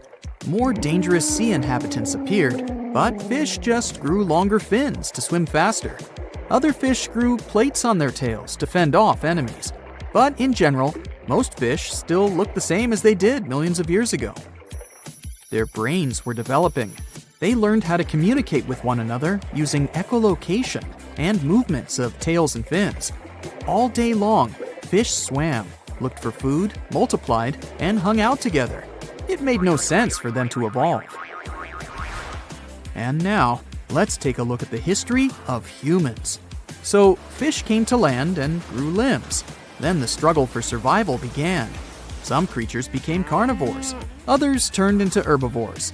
Some ate grass, and others noticed ripe fruit on trees. These crawling creatures started reaching for fruit. After millions of years of such attempts, the creature's limbs began to grow longer. They stood on their back legs and finally became upright. These ancient animals, the ancestors of primates, learned to climb trees to get more fruit. Then some of them started using stones to crack nutshells. Others began to throw sticks into branches to knock down ancient apples. The more these animals interacted with the environment, the more their brains developed. In addition to saber-toothed tigers and other ancient monsters that tried to eat primates, there were also bad weather conditions that caused a lot of problems. Ancient apes began to hide in caves and even create shelters from branches and leaves. Then someone accidentally started a fire, and it changed the rules of the game. New neuron connections opened up in the brain, and it led to abstract thinking. People built bonfires in caves and watched flames cast shadows on the walls. Images began to form in their heads. The ancestors of people began to make drawings. And so, step by step, over millions of years, they evolved into Homo sapiens. Of course, no one knows precisely how it was, but let's assume that evolution worked this way. The struggle for survival formed the human brain. And now, let's go back to the ocean, where fish swim. They can move from side to side, up and down, and they don't need to reach any branches and fruit. Food is floating everywhere around them. Fish are cold-blooded, so they don't freeze. They don't need to hide from the rain or anything else, so they don't need to build roofs and shelters and start a fire. But still, something changes in their minds. Fish often swim to the surface to see this bright light from the sun. Through the clear water, they see the starry sky and the bright moon. And of course, these pictures form new neural connections in their brains.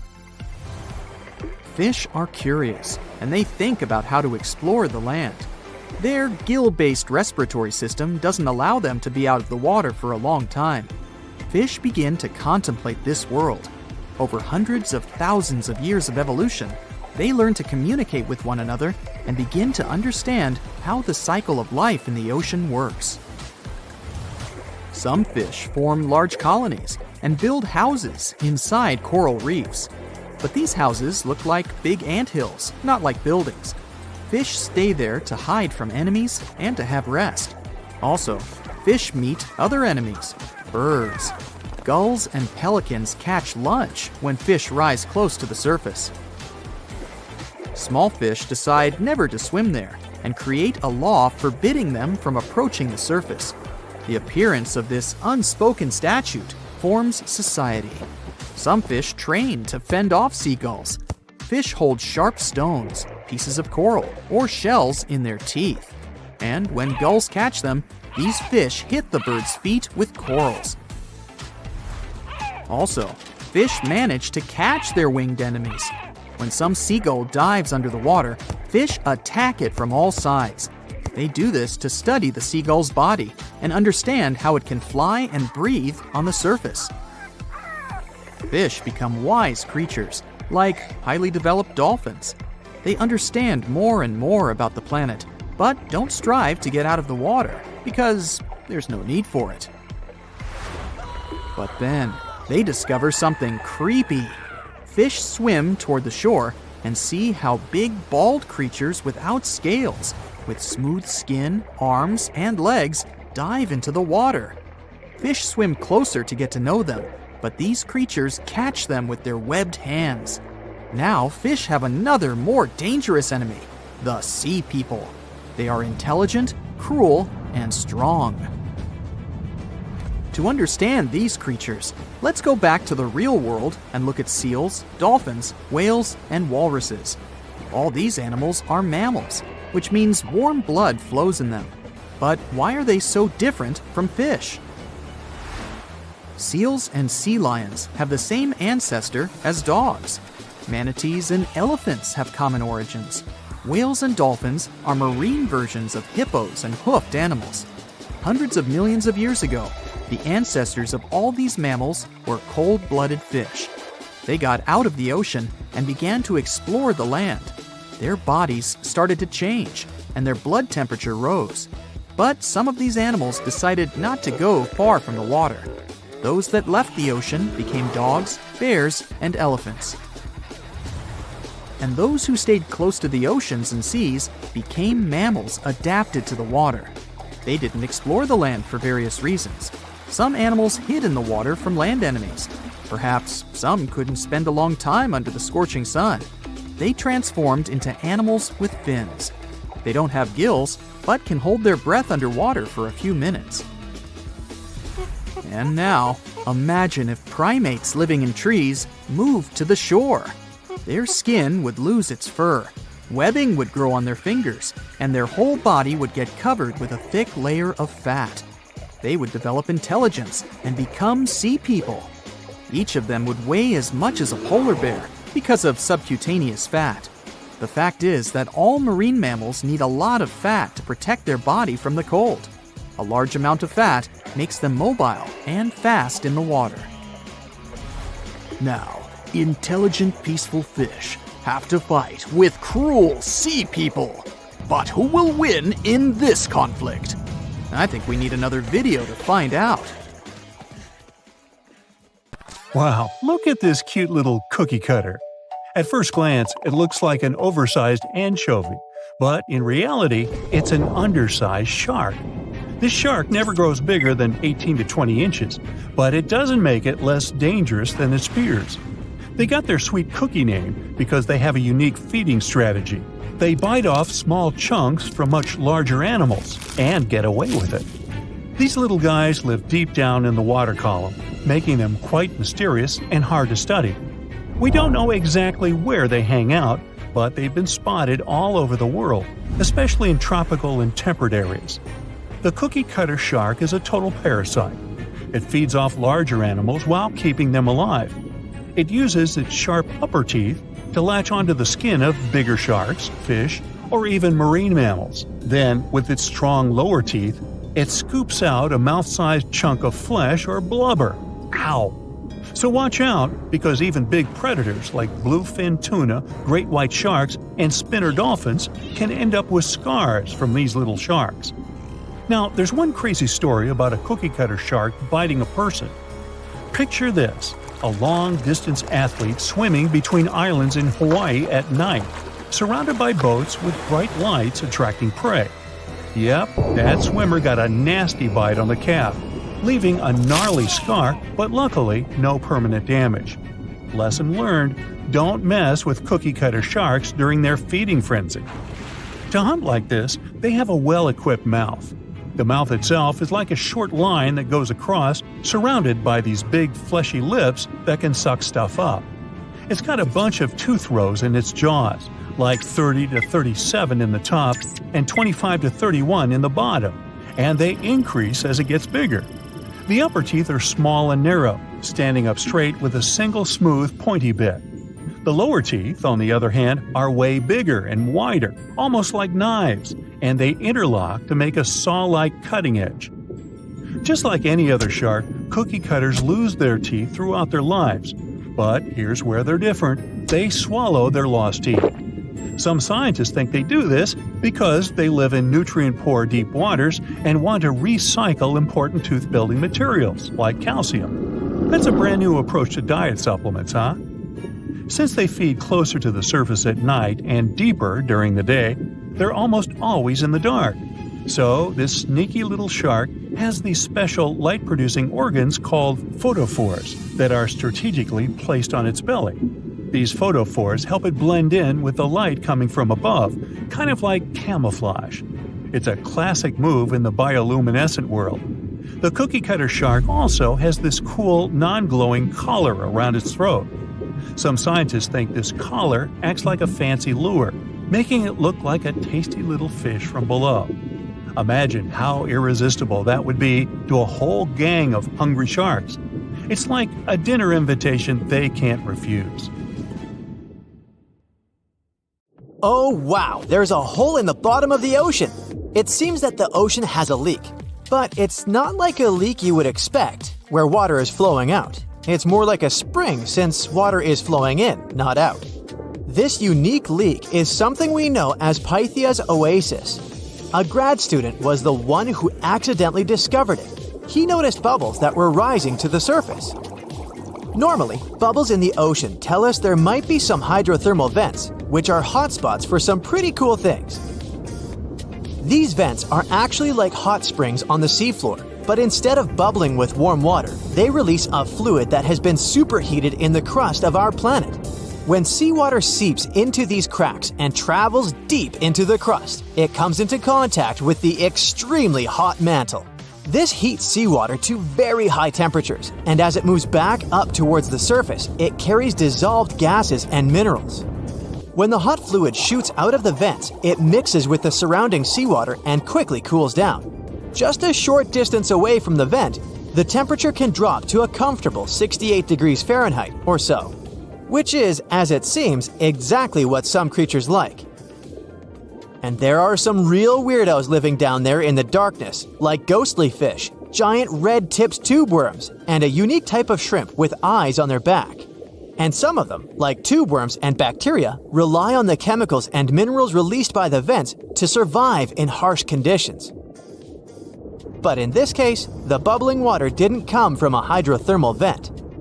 It was there because of a spring, and that's a bit more concerning. You see, the water in this reservoir needs to stay where it is. If too much of it seeps out, there could be some serious consequences, especially for the surrounding area. You can see this unusual leak along the Cascadia subduction zone, which is a massive fault line off the Pacific Northwest coast. It's a place where two pretty big plates that make up Earth's crust come together and slide along each other. The water from Pythia's oasis kinda acts as a lubricant between these plates. You can think of the fault zone as an air hockey table. When the fluid pressure is high, it's like you've turned the air on. That means the friction between the plates is reduced, which allows the plates to move. But if the fluid pressure is lower, the two plates can lock together, which then leads to the buildup of stress. Not that they'll feel bad. In the context of tectonic plates, stress is some pressure or force that can cause deformation. And if this stress starts to build up, at some point, it's gotta go somewhere. When it's too much, it can trigger earthquakes and most likely, not small ones. For example, a release of stress in the Cascadia subduction zone could lead to a magnitude 9 earthquake. For comparison, the biggest earthquake we've ever recorded happened in Chile in 1960, and it had a magnitude of 9.5. The damage was enormous. So we hope the water will stay in its reservoir and keep maintaining the delicate balance between the tectonic plates. We've explored only 5% of the ocean. Who knows how many cool things are there at the bottom, waiting to be found? For example, check out these mysterious holes scientists have stumbled upon in the depths of the Atlantic Ocean, near the Azores. They're neatly aligned and are about 4 inches apart, or in some cases, even several feet. They resemble punctures left by a sewing machine. Some think these holes could have a biological origin. For instance, some fish may have made them while walking along the seafloor. Others believe we could be looking at something that's human-made, maybe left by a spiked tire. Of course, such holes are perfect for making up stories about creatures from other planets who allegedly made them. Or maybe even legendary monsters, like that one from Loch Ness. It's definitely hard to explain such symmetry of the holes, but one deep-sea biologist offered a pretty good explanation. He said there could be an animal burrowing beneath the sediment, and from time to time, it could make little chimneys just to get access to clean water circulation in its small burrow. I mean, there are sediment piles around the opening of each hole, and they do support the idea that something pushed the soil from below. But there's still no proof these holes are actually connected beneath the surface. And there are also a lot of things hidden at the bottom of the oceans and seas that ancient civilizations left us. For instance, archaeologists made a really cool discovery off the southern coast of Croatia, a road hidden under layers of sea mud that's 7,000 years old. They found the ancient road at the sunken Neolithic site of Solin. The site of Solin was a human-made island in ancient times, and an archaeologist discovered it 2 years ago. He was studying satellite images of the area around Korčula, one of the beautiful Croatian islands. When he realized there could be something interesting at the bottom of the sea, he dove into the water with his colleague. And under the surface of the Adriatic Sea, which is part of the Mediterranean Sea, at a depth of 13 to 16 feet, they found stone walls that were most likely part of some ancient settlement. The landmass where people built the settlement was separated from the main island by a narrow stretch of land. Luckily, this area is protected from big waves by the surrounding islands, so the site remained relatively well preserved. It's now hidden beneath the surface of the sea and covered in mud. But it's so exciting to imagine how people walked on that road nearly 7,000 years ago, visiting nearby settlements. If you want to see the weirdest creatures, you can always head to the bottom of the sea. Actually, scientists have determined there could be more than 30 potentially new species at the bottom of the Pacific Ocean. They've collected them using their remote-controlled vehicle. That's a big step because until recently, they could only study such creatures through photographs. I'm talking about segmented worms, different types of coral, some invertebrates similar to centipedes, and many others. But there are also many old freaky creatures that we already know about that look like they came from sci-fi movies. Red octopus, blobfish. Okay, this one kinda looks normal until you raise it to the surface. The goblin shark, Sloane's viperfish, zombie worms. Ugh. Yeah, I hear ya. Let's move on. The seafloor hides things from space, too. There are traces of rare forms of plutonium and iron at the bottom of the Pacific Ocean. And what's awesome is that all this has come from space. These radioactive materials probably formed during some kind of cataclysmic event in space and eventually made their way out to our beautiful home planet. And this extraterrestrial debris most likely appeared on Earth within the past 10 million years. After it fell to the Pacific Ocean and settled at a depth of almost a mile, it became part of all those layers of rock down there. Plutonium is especially exciting for scientists. I mean, only tiny amounts of it have been found. Hundreds of atoms maybe. But it's still remarkable because these atoms are created by exploding stars. Things like this can help us better understand how the universe produces elements heavier than iron, like plutonium, gold, uranium, and platinum. We're still not sure about the origins of these elements. For a long time, scientists believed that supernovae, which is when a star comes to its end in a fabulous explosion, were responsible for creating these heavy elements. But it seems it's not just that. Some other cosmic events, such as the collision of neutron stars, which are super dense collapsed stars, or some rare types of supernovae, could also be involved. Whoa, let me get my popcorn! You know how they say it's better to just hand over your wallet if you run into a mugger?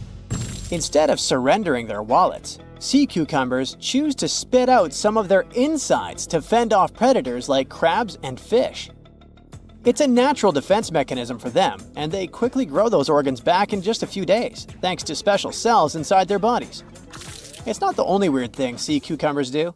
They can actually breathe through their rear end. They have this thing called a respiratory tree that connects to their backside and sits right next to their intestines. So when they suck in water from their behind, it goes into that respiratory tree, letting them absorb oxygen directly into their fluids. Plus, sea cucumbers are the janitors of the ocean. They munch on whatever gets stuck in the sand on the ocean floor. Once they've eaten, they manage to clean out the sand, leaving it nice and tidy after they do their business. As for the clean sand, the stunning white sand beaches in Hawaii are actually a product of parrotfish number 2. These fish munch on algae from rocks and dead corals, and while they're chomping away, they also grind up the leftover bits of coral in their bellies. When they're done, they move their bowels, and voila! It all comes out as beautiful sand. Not only do they play a vital role in keeping the coral reef ecosystem healthy, but they can churn out hundreds of pounds of this white sand every year. Marine animals are seriously impressive when it comes to holding their breath. Just look at sperm whales and elephant seals. They can stay underwater for a mind-blowing 2 hours.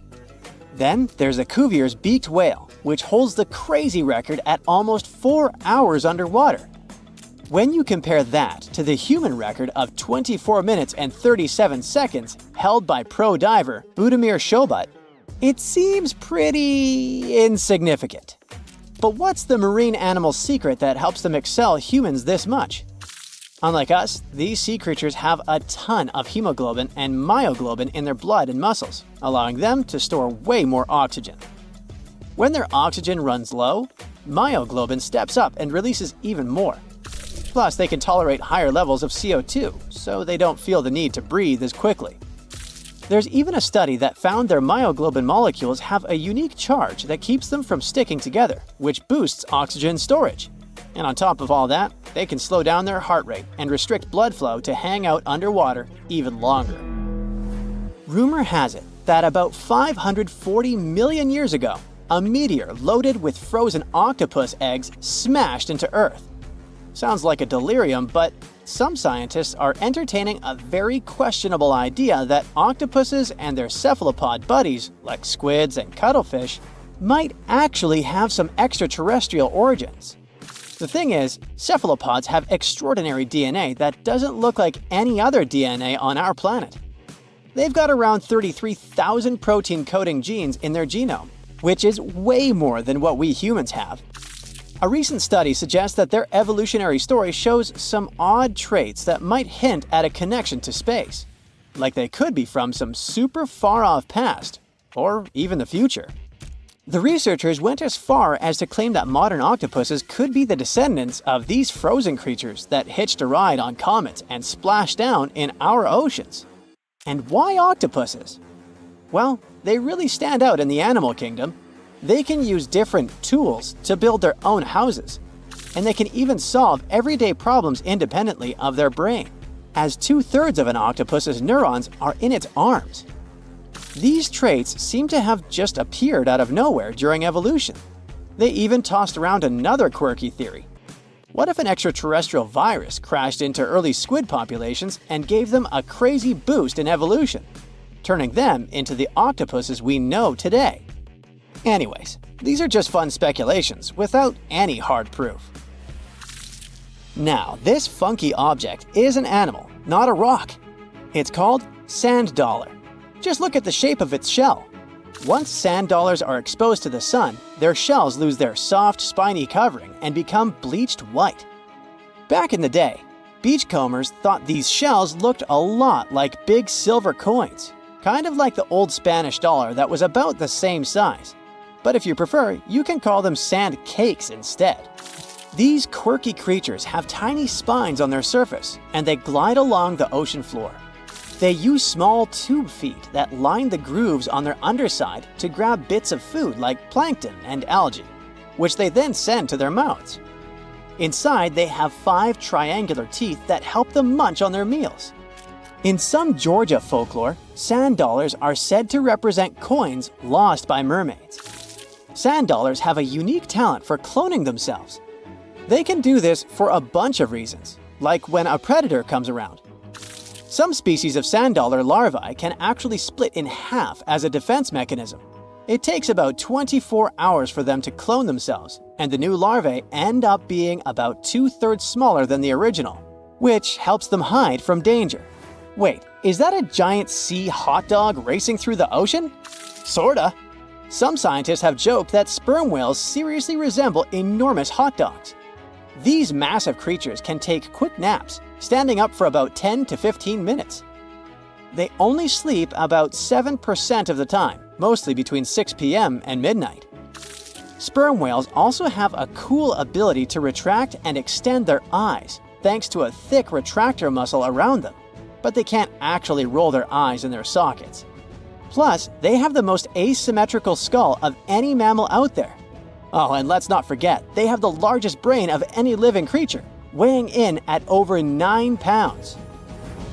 Unlike us humans, if dolphins went into full-on snooze, they'd stop breathing and could drown. So they figured out a genius solution. They let only one side of their brain sleep at a time. This means one half stays awake to keep them breathing and watching out for any potential threats. When they snooze, they only close one eye. If their right brain is resting, their left eye is shut, and vice versa. This unique sleep style is called unihemispheric sleep, and it lets them recharge without ever fully losing awareness. On top of that, dolphins might be using corals and sponges like their own little pharmacies. Scientists have seen them rubbing their bodies against specific types of coral and sponges, suggesting they might be treating skin issues. They've even spotted dolphins lining up to take turns at these spots, using corals like Gorgonian coral Rumphella aggregata, leather coral, and some sponges. What's really fascinating is that researchers have analyzed these corals and found they contain compounds that could help with dolphin skin conditions, which can sometimes lead to infections and lesions. Now, the big question is figuring out exactly how each type of coral helps dolphins, and if it really boosts their health overall. Sea urchins aren't exactly the Usain Bolts of the ocean. They move slowly by crawling with their tube feet and occasionally give themselves a little push with their spines. These little guys have just 5 teeth, which they use like a beak to scrape algae off rocks, which I'm pretty sure is the ocean's version of an all-you-can-eat buffet. But since all that scraping wears their teeth down, they're in a never-ending dental replacement program. Scallops are the underwater equivalent of the world's most confused security cameras, sporting up to 200 tiny eyes on their shells. These eyes are high-tech. They can even adjust their pupils to light. Instead of working like ours, scallop eyes have a unique setup. Light goes through a pupil, lens, 2 retinas, and then hits a mirror made of guanine crystals that reflects it back. Scientists were puzzled about how they see since their main retina often gets blurry light. But it turns out, scallops can change their pupil size by about 50%. Just don't expect them to do it in a hurry, as it takes a few minutes. Now here's something really neat about orcas. They're expert hunters, and they do it in groups called pods. A pod can consist of up to 40 orcas, forming a very effective hunting team. Interestingly, there are distinct types of pods: resident and transient. Resident pods are more into fish, while transient pods have a taste for marine mammals. But no matter what type of pod they belong to, all orcas have one thing in common: they are master collaborators. They work together using smart hunting techniques that are often compared to the teamwork of wolf packs. Almost 95% of jellyfish's body is made of water. For comparison, the human body is 60% water. It's probably not a surprise since jellyfish don't have a heart, blood, eyes, or brain. The other 5% of their body weight is proteins, muscles, and nerve cells. Jellyfish have been around for more than 500 million years. This makes them older than dinosaurs. These creatures haven't changed much, and today's jellyfish are pretty much like their ancestors. Electric eels have small eyes that are not so effective in environments with no light, so they mostly rely on their electric organs. Those consist of 6,000 cells. Eels use them to stow power, similar to batteries. These creatures use electricity like bats use their radars or dolphins their sonar. An eel can also produce enough electricity to power a panel of light bulbs. There's a small tropical archer fish that can learn to recognize human faces. This fish has an interesting ability to spit small jets of water from its mouth. Researchers showed the fish the image of 2 different faces placed side by side. One was unknown and the other was familiar. The fish was supposed to spit water at the familiar one. The creature took the right guess more than 80% of the time. There's such a thing as a sea unicorn. That's an animal called the narwhal. Its horn is actually a tooth that can grow up to 10 feet long. Manatees, also known as sea cows, are distant relatives of elephants. Their weight can go up to 1,000 pounds. These creatures are vegetarian and need to eat around 10% of their total weight on a daily basis. That's lots of sea salad. In some cases, manatees share space with alligators, but they get along pretty well. You can even find a photo from Florida where an alligator rides a manatee's back. Frogfish have special fins that help these creatures walk along the sand.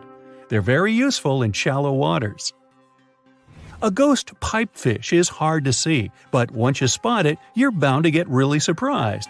Its head makes up over 40% of its body.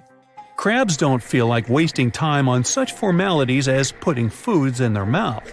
That's why they taste it with their feet, which is where their taste buds are. Marine iguanas are the only lizards on our planet that like spending time in the ocean, even though they mainly live on land. They're herbivores that feed in shallow waters and swim like snakes. Iguanas use their long claws to hold onto the bottom when they need to graze. Green turtles can cross over 1,400 miles when migrating. They try to find the perfect spot to lay their eggs. Penguins sort of fly when they're underwater, reaching a speed of 25 miles per hour. More than 5 million years ago, I've heard, I wasn't around then, deep-sea worms and humans had a common ancestor. So we still share 70% of our genes with these creatures, and with sea stars, squid, and octopuses. Now, octopuses are in fact incredibly old. The oldest known fossil belongs to an animal that lived almost 300 million years ago. FYI, this is before our dinosaur buddies roamed the Earth. Wait, there's more! Octopus arms have a mind of their own. That's because 2/3 of their neurons lie in their arms, not in their heads. This means that their arms can problem solve how to open a shellfish, while their owner is worried about other stuff entirely. Talk about ninja-level multitasking. Oh, and like other animals, such as chimpanzees and dolphins, octopuses have proven to be good at maneuvering tools, like picking up old shells and using them as a temporary home. Now, of course, the most intelligent animals on our planet are humans, according to humans.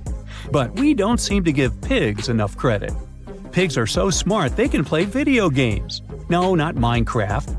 But in a recent academic study, scientists had 4 pigs play a joystick game. They had to manipulate the stick so that the moving ball would hit the wall and then they would get a treat. All 4 pigs did great in the test, which was surprising even to the scientists. Now, pigeons also aced an impressive test. They were trained to differentiate a Picasso painting from a Monet one, which they had no trouble learning. Then they were able to apply this knowledge, identifying works of art they had not previously seen, meaning they really understood the difference between each painter. Poor things are always seen as a nuisance. Now, if we placed kangaroos in an Animal's Most Amazing Ability contest, they'd win. It's mainly because they break the 4-legged rule.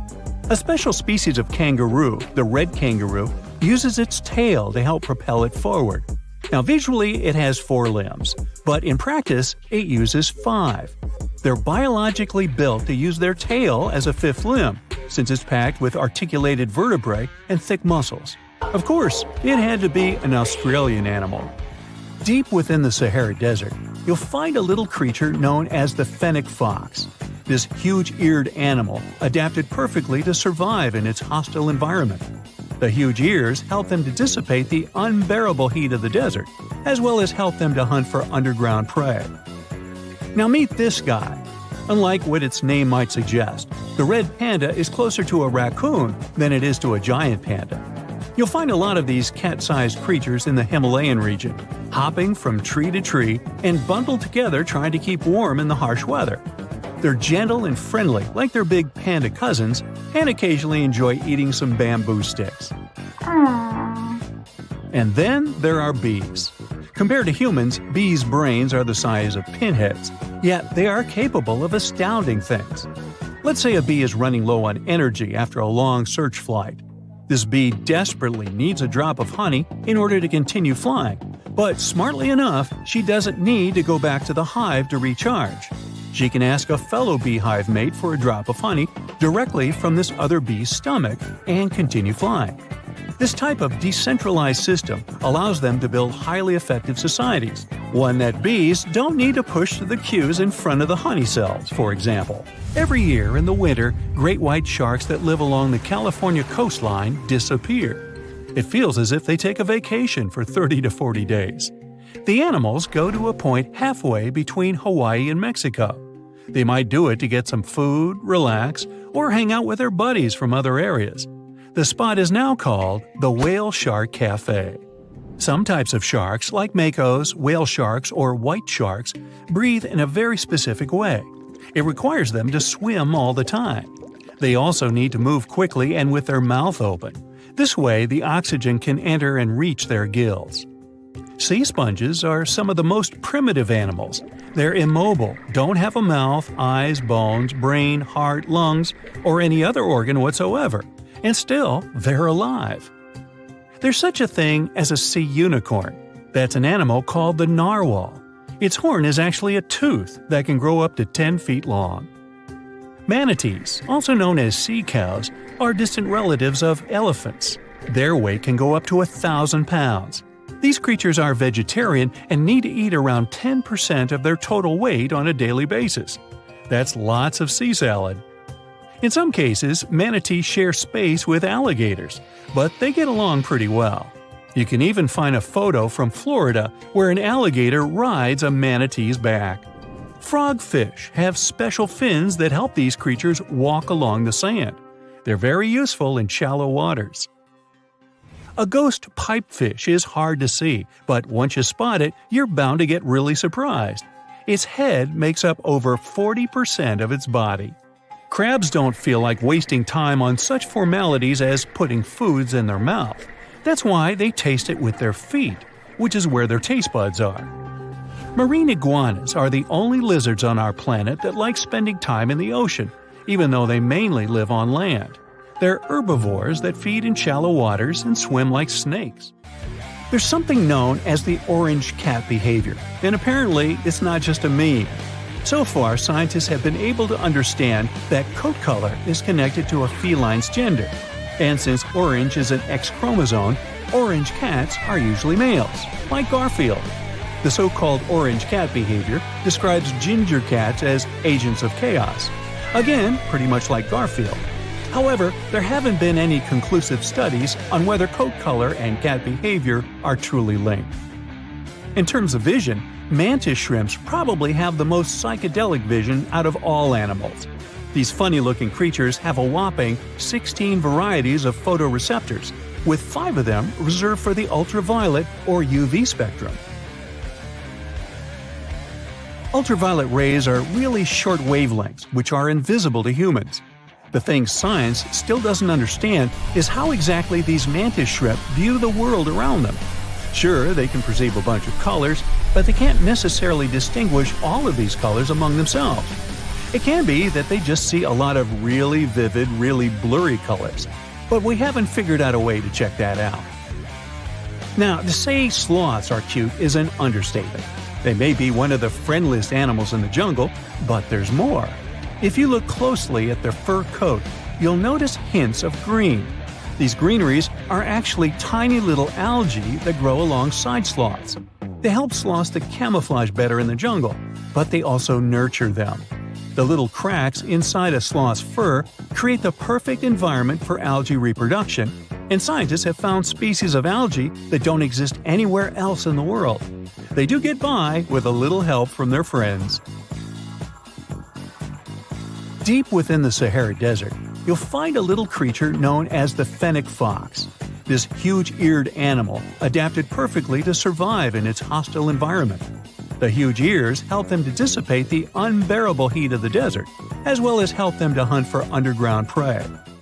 There's a creature somewhere deep in the ocean looking for prey that would make Dracula himself proud.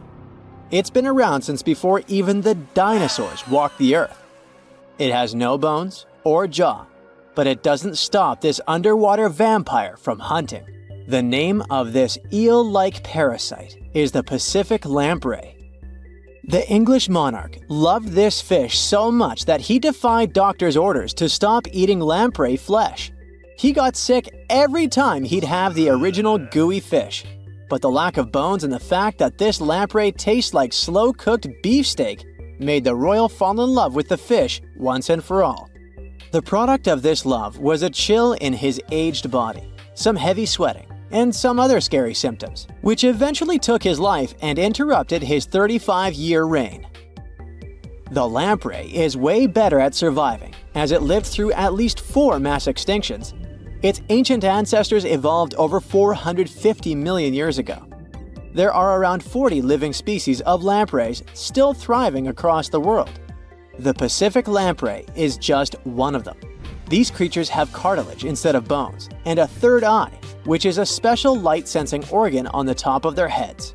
Instead of a regular jaw, they have a sucker mouth surrounded by teeth. It's perfect for latching onto prey and sipping up body fluids like underwater vampires. Once they pick a victim, they suction it, making a seal that's almost impossible to break. Scientists believe the Pacific lampreys don't munch on flesh. Female lampreys lay up to 200,000 eggs in nests that stay in fresh water for 3 to 4 weeks. Once the larvae hatch, they burrow into sediment and stay under the sand for up to a decade. When they hit their teenage years, these miniature Draculas re-emerge and migrate from freshwater all the way to the Pacific Ocean. This journey isn't the easiest, and it takes some changes to its appearance and physiology to adapt to a huge change in salinity. After several years, they go back to freshwater to reproduce. Pacific lampreys can use chemical clues released by their larval migrating pals to find their way. They can travel hundreds of miles inland to find the perfect spot for spawning and rearing. It's not always the same place they spawned in. Many species of birds, mammals, and other fish can appreciate the fatty flesh of lamprey. This makes them some of the most valuable players in freshwater and marine ecosystems. Another lamprey type, the sea lamprey, is native to the Atlantic Ocean. It's not that dangerous when it's at home, but once it gets to the Great Lakes, it becomes a real threat to the 4 local native species of lamprey.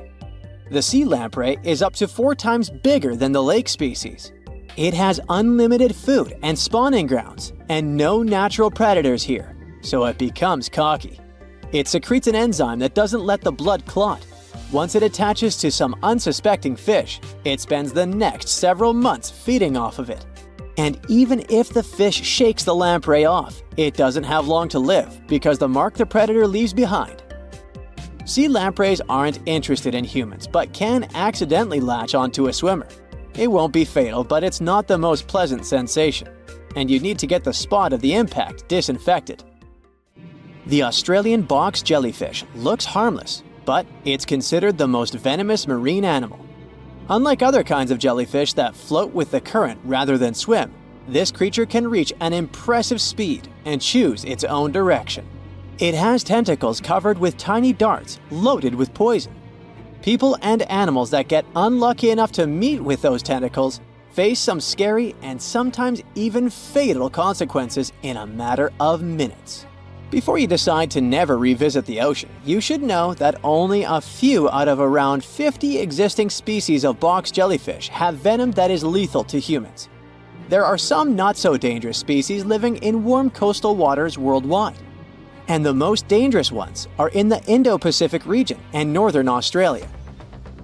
A blue-ringed octopus spots a signature psychedelic color and the ability to take away your life. This cute-looking sea monster likes to spend its time in the soft, sandy bottom or shallow tide pools and coral reefs. It normally hides in underwater crevices, among shells or debris. If you disturb it, the octopus will activate its tiny color-changing organs and demonstrate its blue rings as a warning signal. The next step will be releasing a venom 1,000 times more powerful than cyanide. This venom is more toxic than that of land mammals. The octopus normally uses it to hunt crabs, shrimp, and small fish by pecking them with its beak and paralyzing them. There is no known antidote for the venom, so if you ever see this sea creature, the best you can do is to stay away from it. It bites without any pain, so you might notice when it's too late. The good news is that it's not aggressive and won't go after you unless it's cornered. The reef stonefish are masters of disguise in the underwater world that camouflage themselves on rocks, coral reefs, or just blend into the seabed. They thrive throughout tropical marine waters of the Indo-Pacific. Their invisibility superpower makes them especially dangerous to their prospective victims they ambush and swallow whole. If someone happens to disturb them, their 13 defensive dorsal spines stand on end and deliver a powerful venom punch. They say stonefish stings are extra painful and lead to scary consequences within minutes. They're called the most venomous fish in the world. If you don't do anything about it, the impact can be lethal. If you ever go diving in the Pacific Ocean, be careful not to pick up a cone snail from the seafloor. It has a beautiful shell made of brown, black, or white patterns. Like most other snails, it's slow, but it has a complicated system of seeking out prey. It likes to snack on fish, marine worms, or even other snails. Once a cone snail senses food is near, it activates a sharp proboscis, or a needle-like protrusion from its mouth. The attack is swift and super potent. The victim doesn't even have time to realize what happened to them.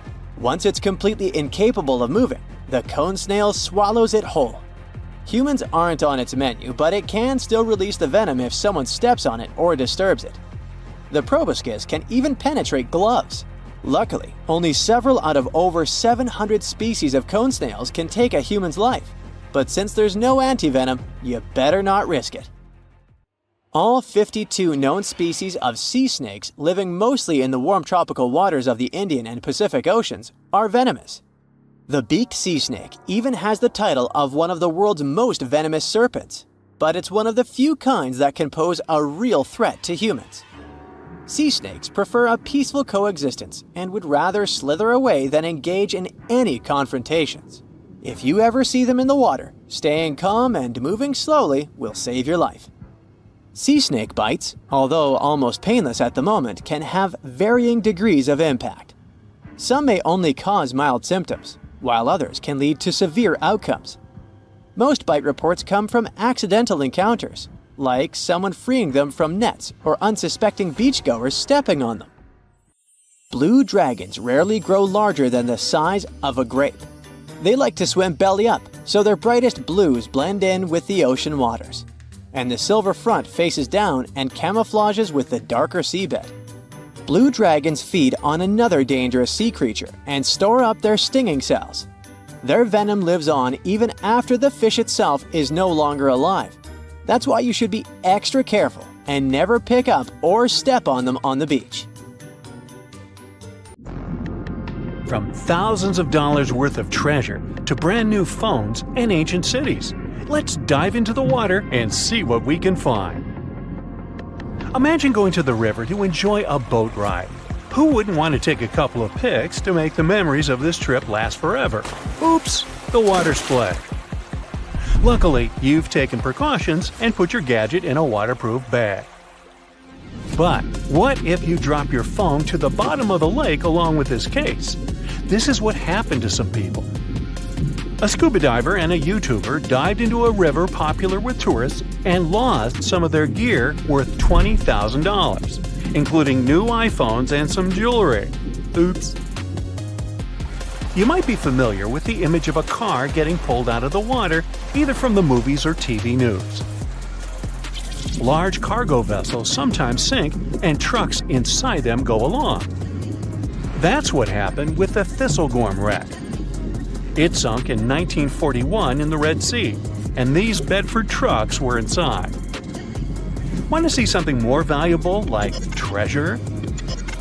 A British cargo ship was carrying a heavy load of silver ingots, but the vessel sank. Treasure seekers knew there was silver on the ship.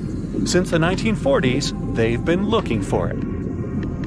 The Odyssey Marine team got lucky. They made the discovery in 2011. The treasure was more than 14,000 feet below the surface. The ship had carried more than 110 tons of silver ingots. Finders keepers.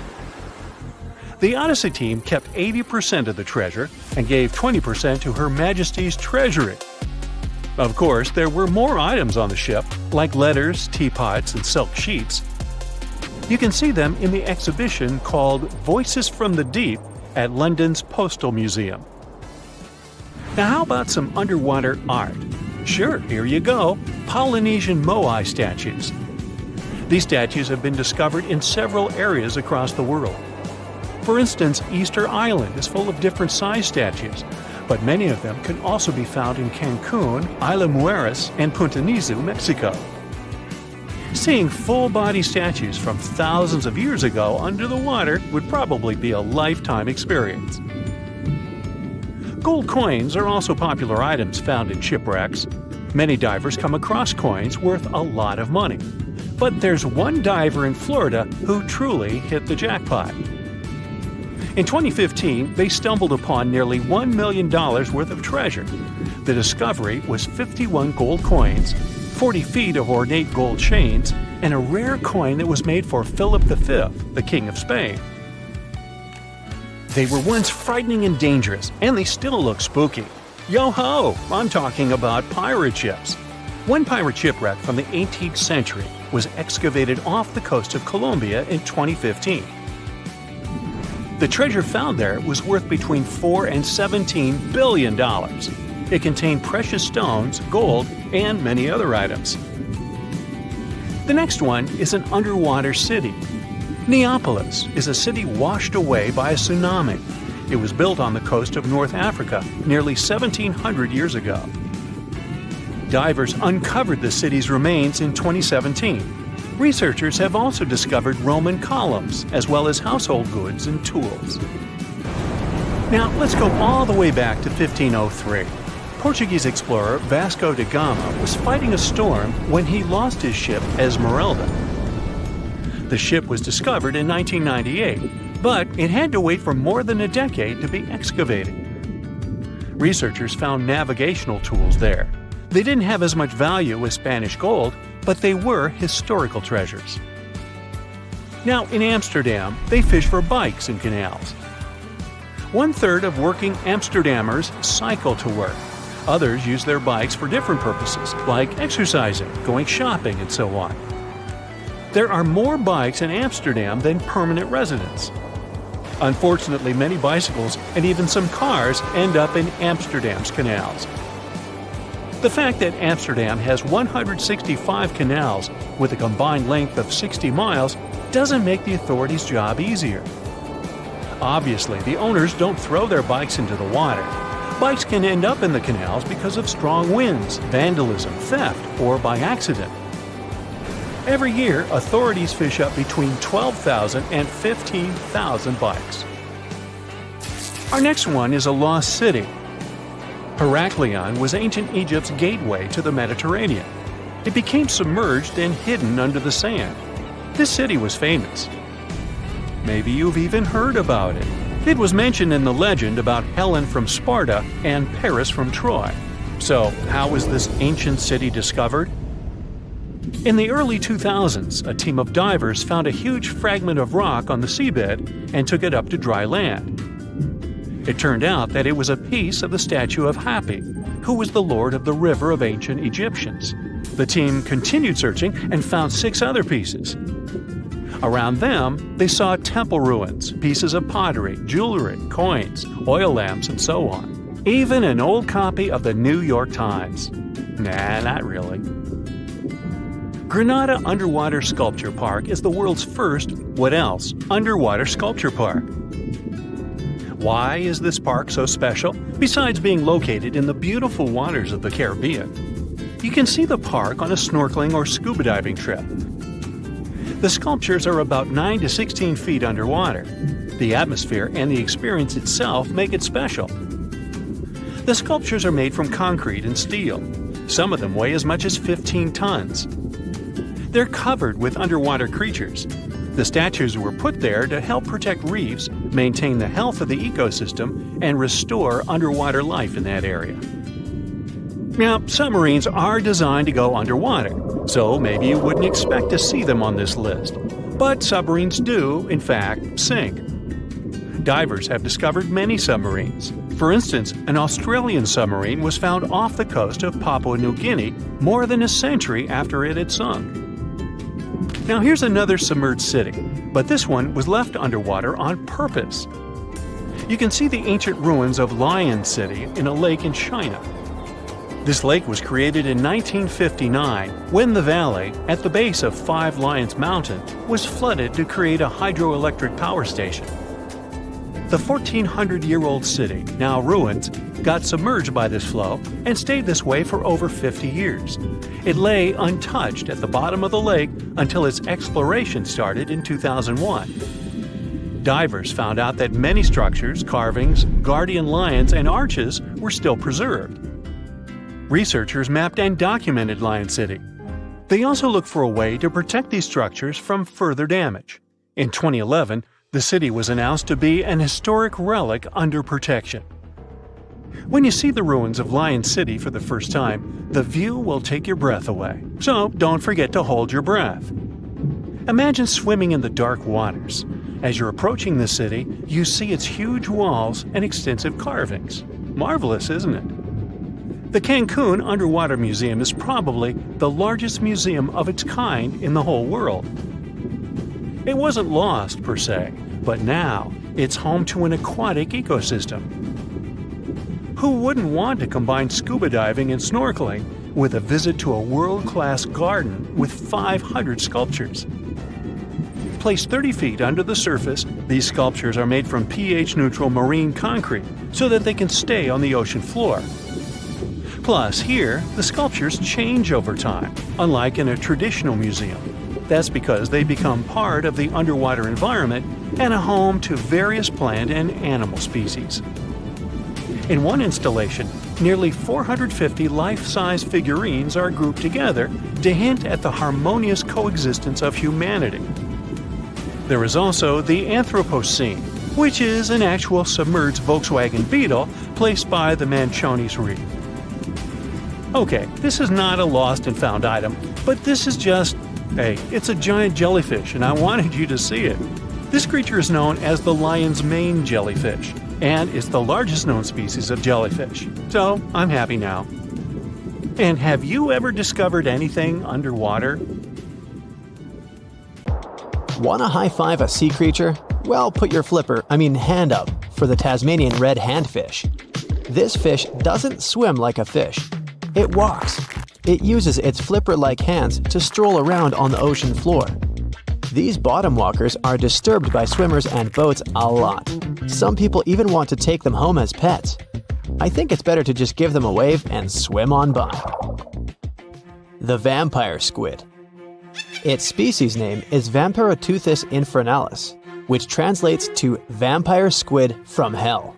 Oh yes, this vampire squid means to terrify everyone with its name, its dark red color, its spikes at the bottom, and the scary fact that it can basically turn itself inside out.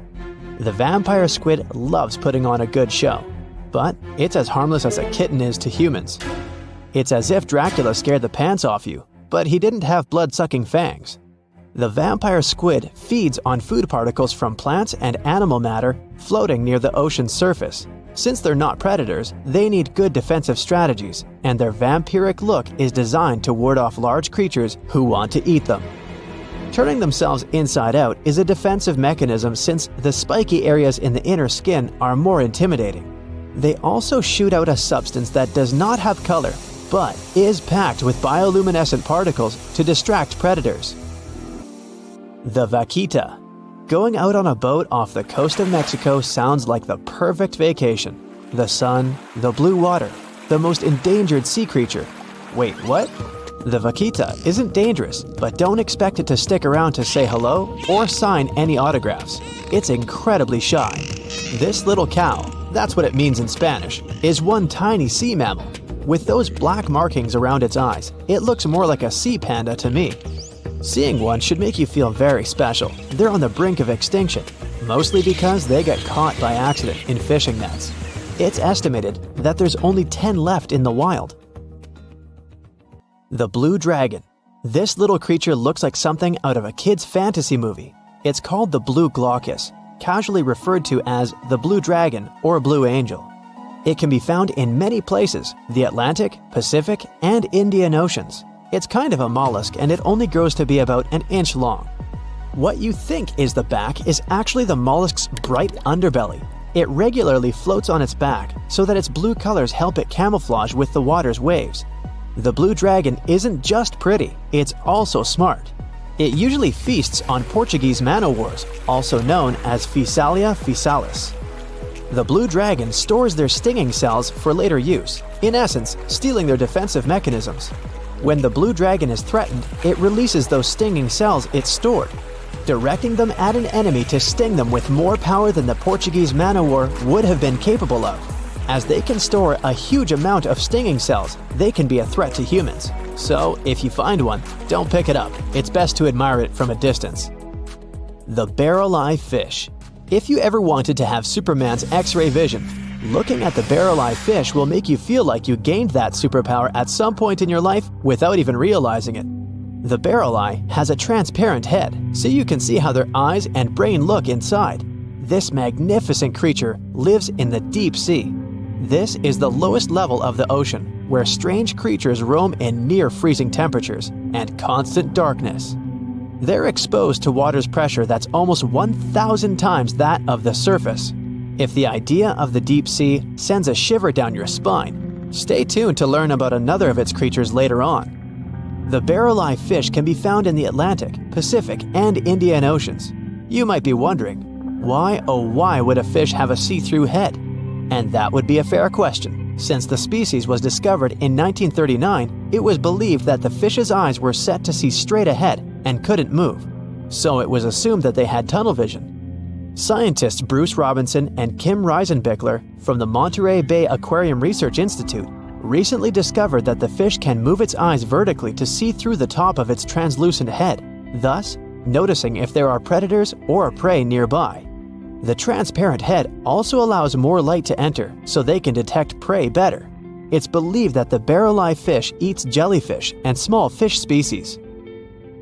If you dive in the ocean at night, you might be lucky enough to see how orange ball corallomorph blooms in the dark.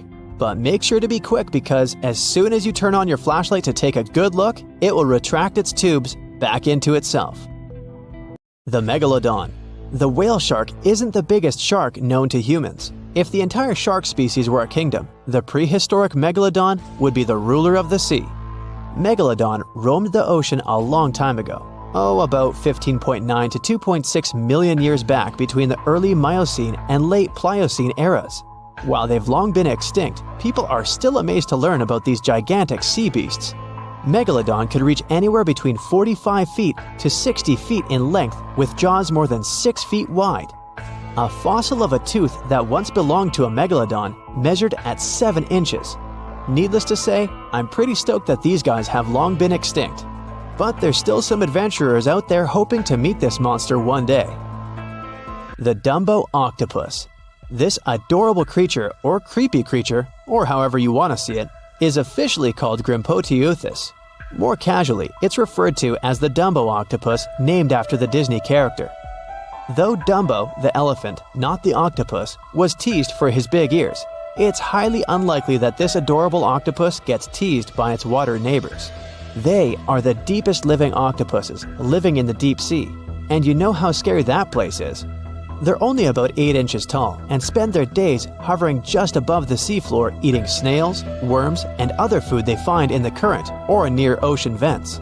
There are nearly 17 species of Dumbo octopus, and they all have differences in height, color, and body parts. If you can't get enough strange animals, you'll be glad to learn that the deep sea has barely been explored by humans.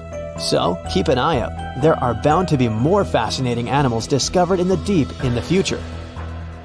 The sea angel. These creatures might look and sound pretty cute, but their diet is far from sunshine and lollipops. Their favorite food are sea butterflies. They lay mucus traps for them and wait in ambush. The squat anemone shrimp. This shrimp is tiny, only 0.5 inches. It's also known as a dancer shrimp because of its peculiar behavior. When agitated, it raises its bottom above its head and does a little dance. Divers also say it readily jumps on their hands and cleans them. The coconut crab. This guy may look pretty creepy, especially when the sun goes down. Mature coconut crabs are around 3 feet in length. Their preferred foods are coconuts, but they can also hunt down lizards and even large birds. The slender snipe eel. Slender snipe eel is a slim and long creature that's still a mystery for marine scientists. It's 4 feet long and it has at least 750 bones in its spine, which is much more than any other animal in the world. The sea pen. Sea pen is 7 feet long and it has a lot of varieties, but most of them look indeed like a pen or a quill. The similarity is even more striking when the animal has a water-filled bulb that anchors it to the floor. The Persian carpet flatworm. This creature looks indeed like a carpet, despite being very small by comparison. It's only 4 inches long, able to become both male and female. It doesn't really mate with other flatworms. Rather, it fights them for the right to bear posterity. The flamingo-tongued sea snails. Tourists love these extraordinary snails for their pretty colors, thinking it's a shell, but in fact, the shell is quite dull and hidden underneath colorful soft tissues.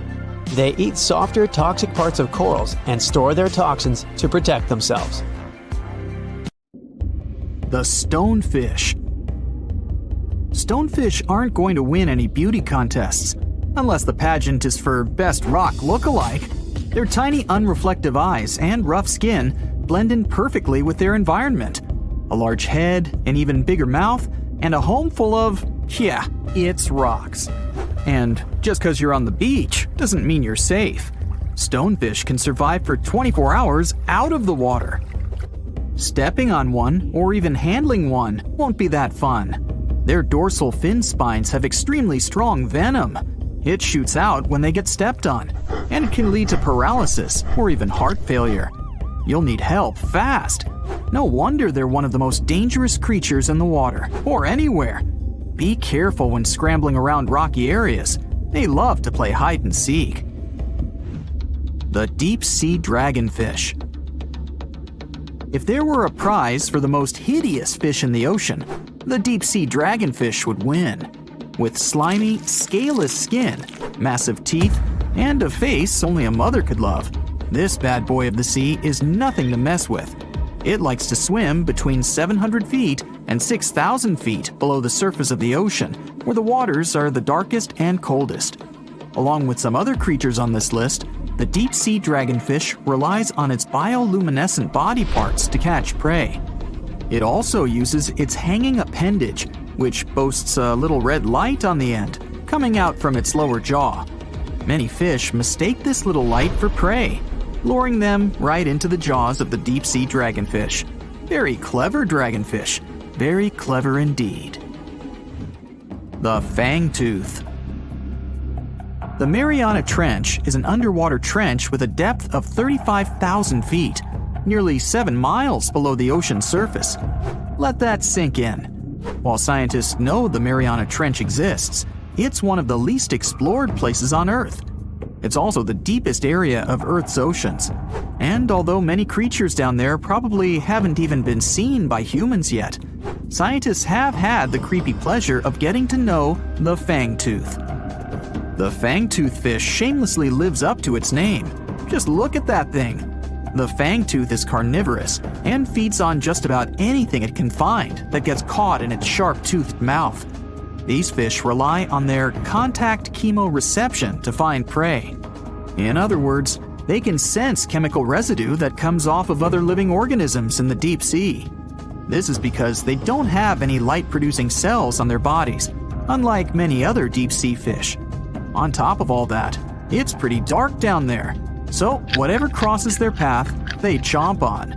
While these guys look pretty scary, they're not a threat to humans. They only grow about 7 inches long. Even so, I wouldn't want to run into one of these things during a relaxing swim in the ocean. The Dunkleosteus. Strangely enough, this prehistoric fish, known as the T-Rex of the seas, had no teeth. Those were replaced with bony plates that allowed it to have the strongest bite among other monsters of its size. The goblin shark.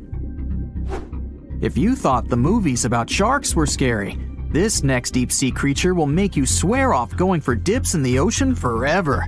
However, it lives 3,000 feet underwater, so you'll never likely see it face to face.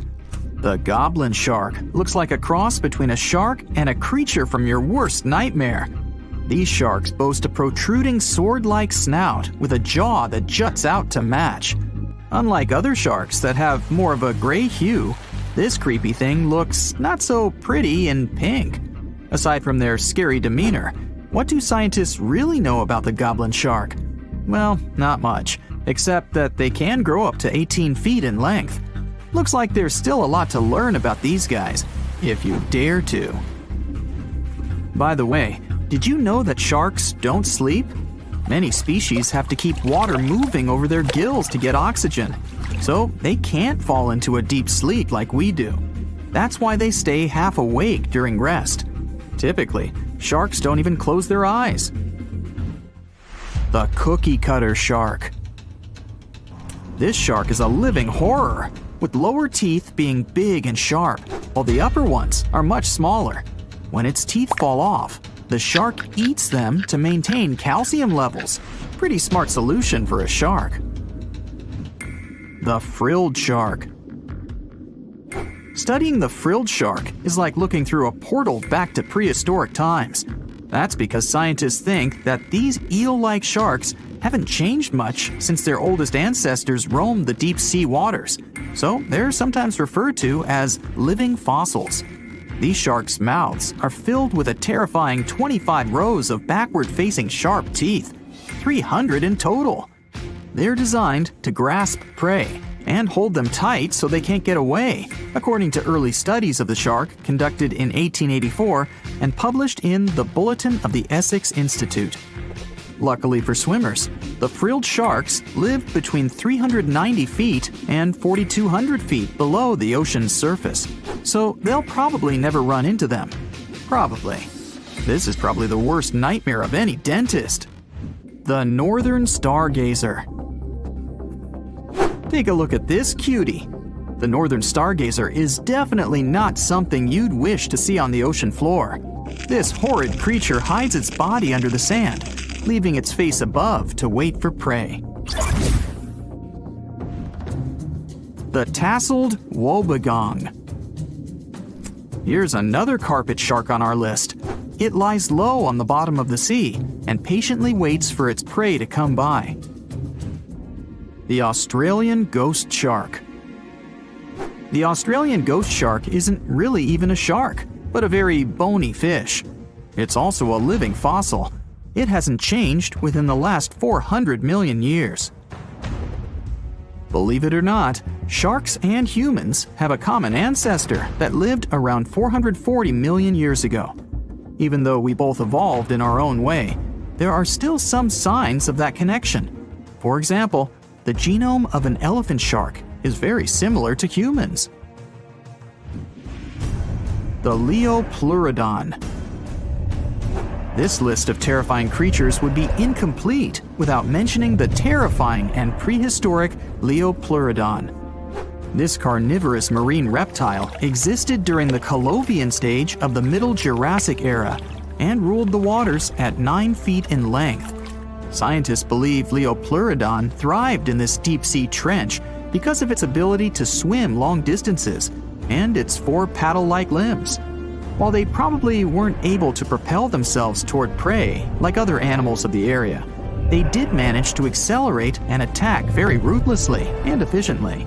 Additionally, they relied on their long snouts to smell prey, which leads scientists to believe they didn't rely on sight for hunting.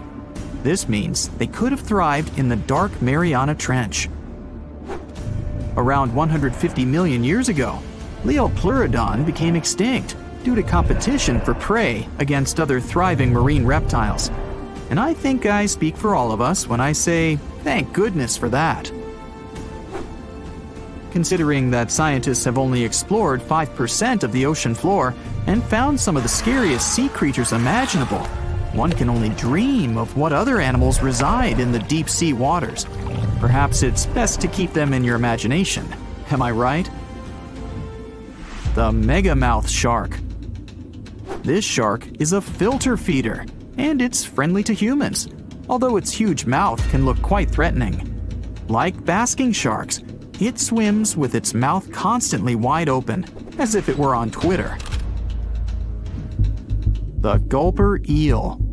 This deep-sea eel has an easily distended belly that allows it to swallow prey twice its size in a single monstrous bite. They have very unusual jaw shapes and can reach about 2 to 3 feet in length. Do you see that large log near the ocean floor? Maybe it's part of an old ship. Treasure, gold, diamonds, I'm rich! Well, as you get closer, you notice something. It's swimming! It's not a shark or a dolphin, it's a saltwater crocodile! Now don't panic.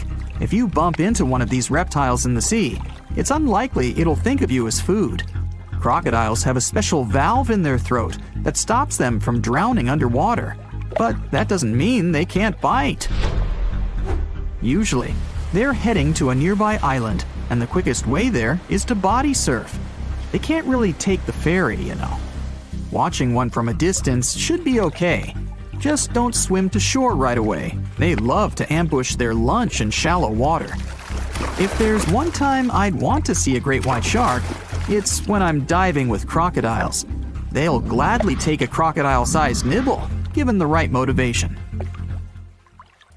The Heikegani crab lives off the coast of Japan and has a distinct pattern on its shell that looks like a human face.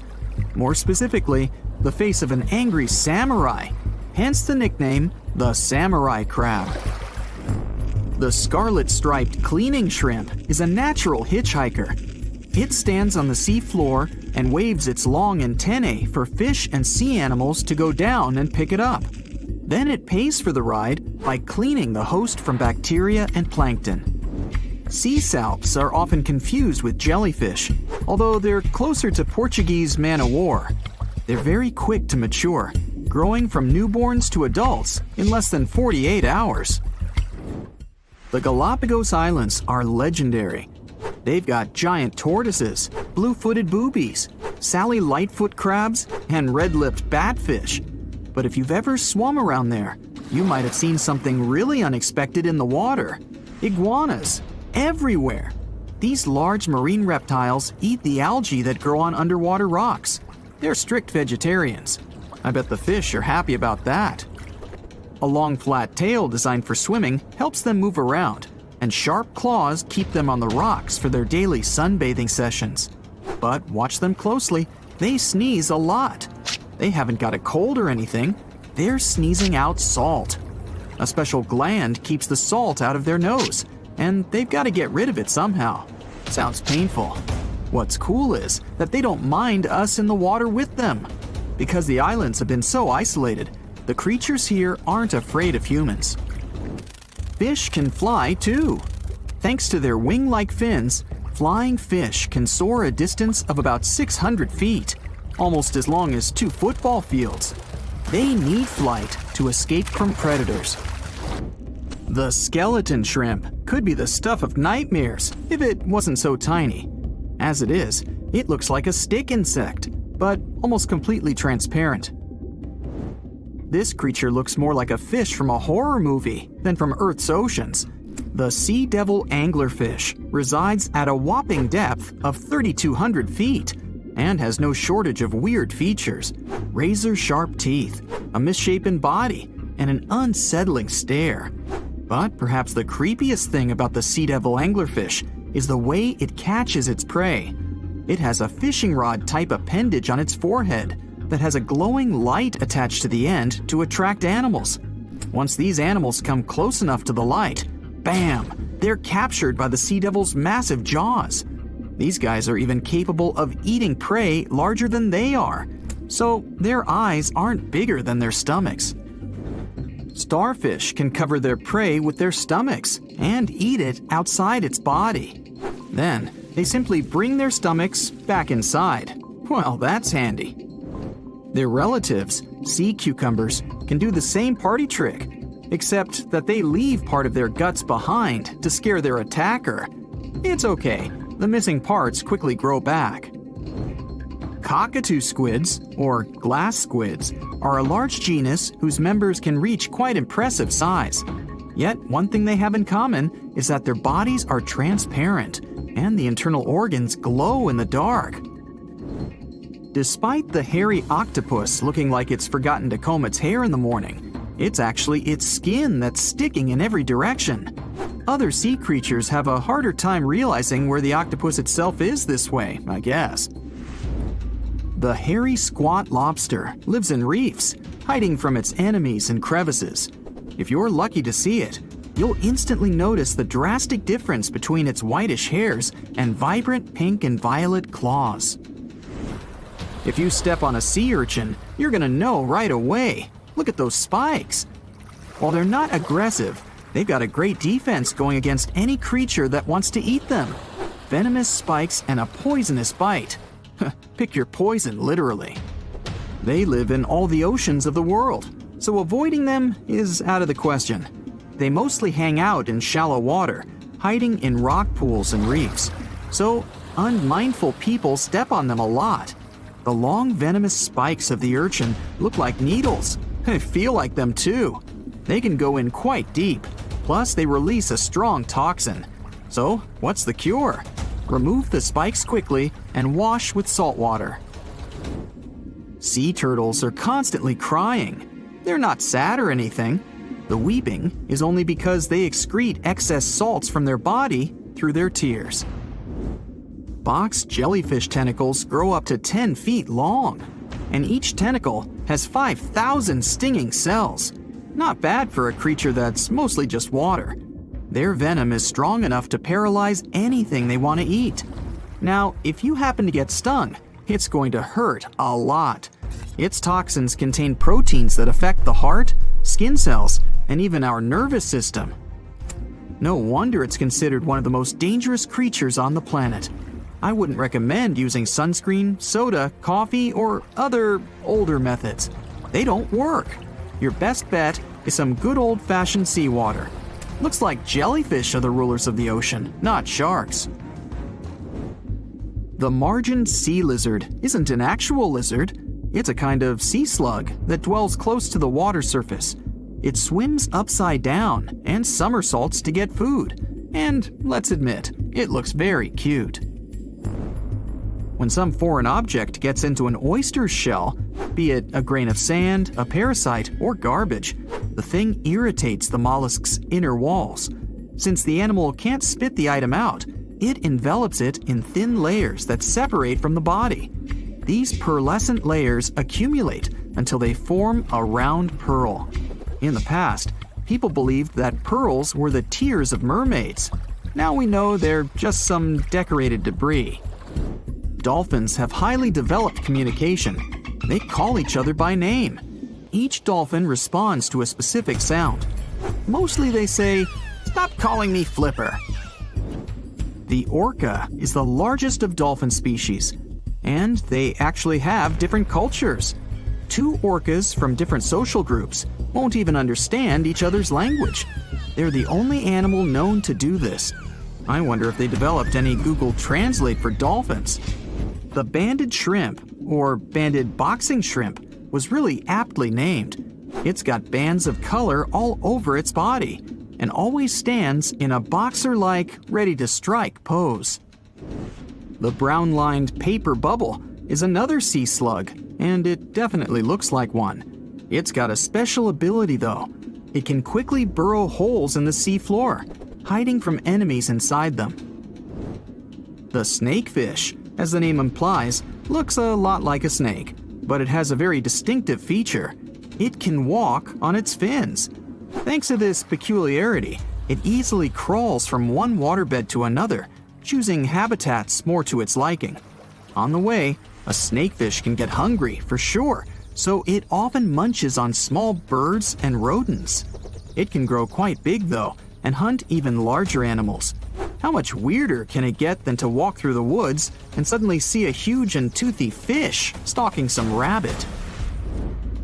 The alligator snapping turtle catches its prey by going fishing. Its tongue looks like a worm, and the turtle waits with its mouth wide open at the bottom of a stream, lake, or pond until some unsuspecting fish takes the bait. Then, snap! The jaws come together faster than the blink of an eye, and dinner is served. The mossy jellyfish is normally invisible in the dark abyss where it dwells, but when exposed to light, it will reflect it and shine beautifully. The black swallower might be small, but make no mistake, it could easily gulp down your favorite puppy. It can open its mouth extremely wide, allowing it to swallow prey twice its size. The African tigerfish will eat whatever it finds, and given its own size and that of its monstrous teeth, you can imagine it finds a lot of food. It mostly feeds on other fish, but when nutrition is scarce, it can jump out of the water and catch both insects and small birds right in the middle of the flight. It's not so big as to eat a human, of course, but the name should warn you that it can easily take a bite out of your arm or leg. Your brain controls your arms and legs, but with an octopus, each arm is actually kind of independent with its own special brain, held together by a bigger central brain, kind of like the conductor of an orchestra. The central brain sends higher-level signals to each arm, saying things like, "Move to the left, there's a crab behind the corner," or "Touch this silly human's foot, let's mess with him a little bit." No matter how smart their arms and legs might be, an octopus still needs to look after them all the time. The sea, this unrelenting water beast, has been defying all attempts to tame it for centuries. Many ships driven by the wind have gone through the harshest parts of the world. Some have survived the struggle with the sea, and many have come off second best. It's the year 1834. A ship called the Pilgrim is setting a course to sail from California to Boston. The journey will venture around South America and then past Cape Horn of Chile. Richard signs up as a merchant seaman aboard the Pilgrim. This is his first voyage at sea. The crew tells Richard stories of the Drake Passage off Cape Horn, a route that's legendary for its dangers. Countless ships and sailors have disappeared in those waters. Since Cape Horn's discovery in 1526, it's quickly become known to all those that have sailed around it as the ultimate test of any mariner's skill. and of any ship's strength. Those that have survived the journey call Cape Horn a sailor's nightmare. Jack, the helmsman, a salty veteran, steers the ship towards this most dangerous of all routes. Jack has been aboard the Pilgrim since it was first commissioned in 1825. He's passed by the Horn many times, each time learning a different lesson from the tests provided by the sea. The Pilgrim has been refitted since its past voyage a year ago. Richard values Jack's experience, given that it's his first journey at sea. Jack assures Richard of his confidence in the Pilgrim, even though it's just a small wooden brig with 2 masts. Jack's aware that wooden vessels are gradually becoming outdated, replaced by new steam-powered ships. But Jack prefers the maneuverability of the Pilgrim and would take it over the steel ships any day. Richard is excited to be aboard. There's so much to explore in life as a merchant seaman, but the guy struggles to acquire his sea legs on the boat. Forceful winds make the Pilgrim move faster, providing Richard with a quick introduction to life at sea. At the same time, nothing can prepare him for what is to be experienced at Cape Horn. It's the southernmost point of land before Antarctica. The gap between the icy continent and Cape Horn holds the infamous Drake Passage, approximately 700 miles between Cape Horn and the Antarctic Peninsula. Strong winds provide an uninterrupted, steadfast journey toward the Horn. But, as Jack tells Richard, the winds are more concentrated at the Drake Passage. They create a funneling effect, becoming stronger and more unpredictable. Richard is unsure of what this might mean for the Pilgrim, but understands that there's no easier route to travel around South America. A few days pass. The Pilgrim sails by the many islands that make up the western coast of Chile. Although the sea has been relatively calm, Richard continues to deal with his lack of sea legs. His movements are still not very graceful. The constant, ever-swaying deck rises and falls, and Richard finds it hard to get used to the motion. Random large waves hit the Pilgrim from every angle. The ship is quickly approaching Cape Horn. Richard looks towards great thunderous black clouds in the distance. "Welcome to the Horn," Jack says, half laughing. A wry smile upon his face soon disappears. The man gets serious, knowing what awaits them all. Stronger winds start blowing the sails as the crew scrambles to hang onto the ropes. Richard desperately sets to adjust the aft sails, adjusting for the constant change in strong southerly winds. Jack holds firm at the helm, knowing the importance of his role. He's wary of the swell. It can build very quickly the further south they travel. It's crucial the Pilgrim doesn't venture too close to the Horn when they approach. The great darkness that was in the distance is now all around them, filling the sky in every direction. Blackened clouds throw rain and hail down at the crew as they try to resist the enraged weather. Jack is directed by the captain at the helm, changing the direction of the vessel. The temperature has dropped significantly. Barely keeping the water from his eyes, he turns toward the port side bow to provide his face a brief break from the torment of the wind. Looking out into the distance, the man sees the Horn standing alone, surrounded by mist. It's a haunting sight. He steers the Pilgrim along the face of the Horn, the distance getting shorter. The waves shrink in height since the depths become shallower. But these waves are much steeper, and their angle can cause more damage to the wooden vessel. Jack's unsure how much of these waves the Pilgrim can take before the hull is breached. Richard, still posted at the aft sails, watches the water and icebergs floating by. He's unsure how large they actually are, since they're mostly hidden underwater. But he knows to alert Jack if any get too close. Just one iceberg hitting the Pilgrim will be all that the hull can withstand. Dutifully, he watches over the side and into the distance. Icebergs aren't the only thing to look out for. Rogue waves are common in these seas as well. The connecting Antarctic and Pacific Oceans, mixed with stormy weather, form waves together. This creates much larger rogue waves. Such waves have been known to reach up to 100 feet tall. They can destroy most vessels in their path. It'll surely be the end of the Pilgrim if it comes across a rogue wave. Strong currents adjust the route of the Pilgrim, as though the horn is trying to lure the ship toward its rocky shallows. Slowly, they are getting pulled closer toward the horn. Jack is fighting the current at the helm.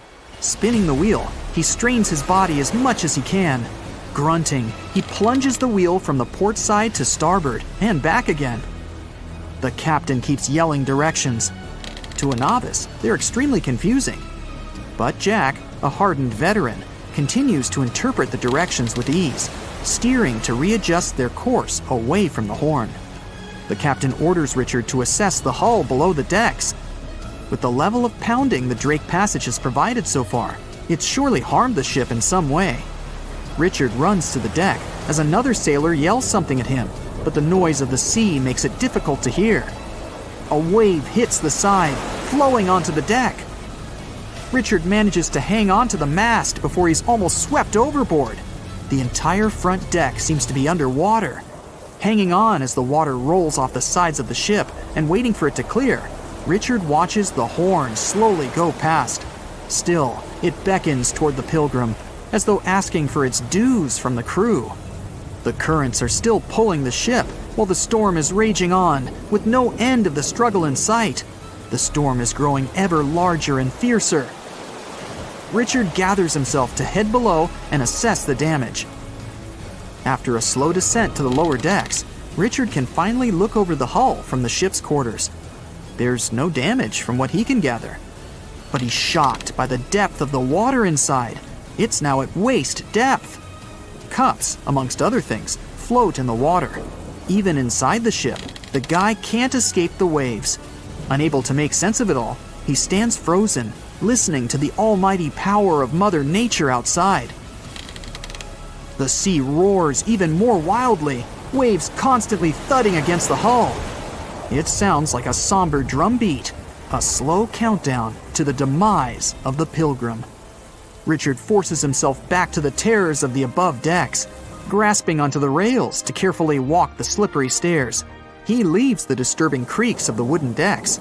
They're soon replaced with the strained sounds of the ropes, the yells of other sailors, and the deafening roar of the sea crashing all around him. Jack is at the helm, focused on his role, still fighting the wind and the waves, even with the addition of ice and frost. It seems that the world around him has set its heart to distract the man from his duty, but Jack pushes on determinedly. For 9 days, the Pilgrim fights the constant changes in stormy weather, facing all kinds of obstacles, but the ship manages to make it through. As they leave the storm behind, the crew sets their course north for their final destination. The sight of the sun peeking through the dark clouds is the most relieving thing Richard has ever experienced. Unfortunately, Richard lost his rations at some stage during the storm. At sea, if your rations are lost, it's your own bad luck. Luckily, Jack is kind enough to share some of his. Dwarf lantern shark. Sounds kind of like a superhero, huh? This is the smallest shark in the world. It's only the size of your palm, and it can glow in the dark. Well, that's a superpower. Blue-ringed octopus. The most beautiful octopus in the world. But the bright colors of animals usually indicate they're venomous. An antidote to its venom is yet to be found, although this little guy is the size of a TV remote. Sarcastic fringehead. Though this fish is only 12 inches long, it can eat prey much larger. Its jaw can open just like a dinosaur's. The sarcastic fringehead has been known to attempt to swallow a whole octopus. Hey, can't we all just get along? Red lionfish. This beauty has an incredible appetite. It can eat fish 2/3 the size of its body, and it hides the needles on its fins, which contain a potent venom. Striped surgeonfish. It has scalpel-sharp spikes on its fins, not to perform surgery, but to hunt. And unlike a doctor, it has venom on them. Black dragonfish. This is the only fish that can produce infrared light thanks to the chlorophyll in its eyes. It lives only at a depth of 6,600 feet, and you can only reach that depth in a special submarine. Reef stonefish. This genius of camouflage usually lies on the bottom and pretends to be a rock. Tourists can often step on it, and sharp needles on its back can easily cut even through the hard sole of a boot. Viperfish. This fish, the size of your forearm, has the largest teeth in relation to its head in the world. But you're unlikely to encounter it because it lives at a depth of 13,000 feet. Lamprey. These are parasites that stick up to other creatures and live off of them. Only these guys are 10 times bigger than the average river leech. Mega piranha. The most aggressive fish in the world, the size of a Doberman dog. A pack of these guys could leave nothing of an entire cow in just a couple of minutes. Fortunately for all of us, they ceased to exist 8 million years ago. Whew! Black pacu. Pretty ordinary big fish until it opens its mouth. It has human-like teeth, and the richest black pacu even had golden dental crowns. Just kidding. Payara, the most dangerous freshwater resident. It can swallow prey half its size. Even piranhas fear this monster. Anglerfish. It has a fishing rod on its head. It's a bait that lures small fish right into the mouth of this hunter. Slender snipe eel. It's very long and flexible due to the number of vertebrae in its back. There are 750 of them. By comparison, we only have 33 to 34 vertebrae. Barracuda. Its jaw is similar to that of a great white shark, but its trademark is speed. It would beat any Olympic swimmer at 29 miles per hour. Ocean sunfish. It's a fish the size of an adult person, and it's the heaviest bony fish in the world. Although peaceful, thank goodness, they sometimes damage the bottoms of small fishing boats. Frilled shark.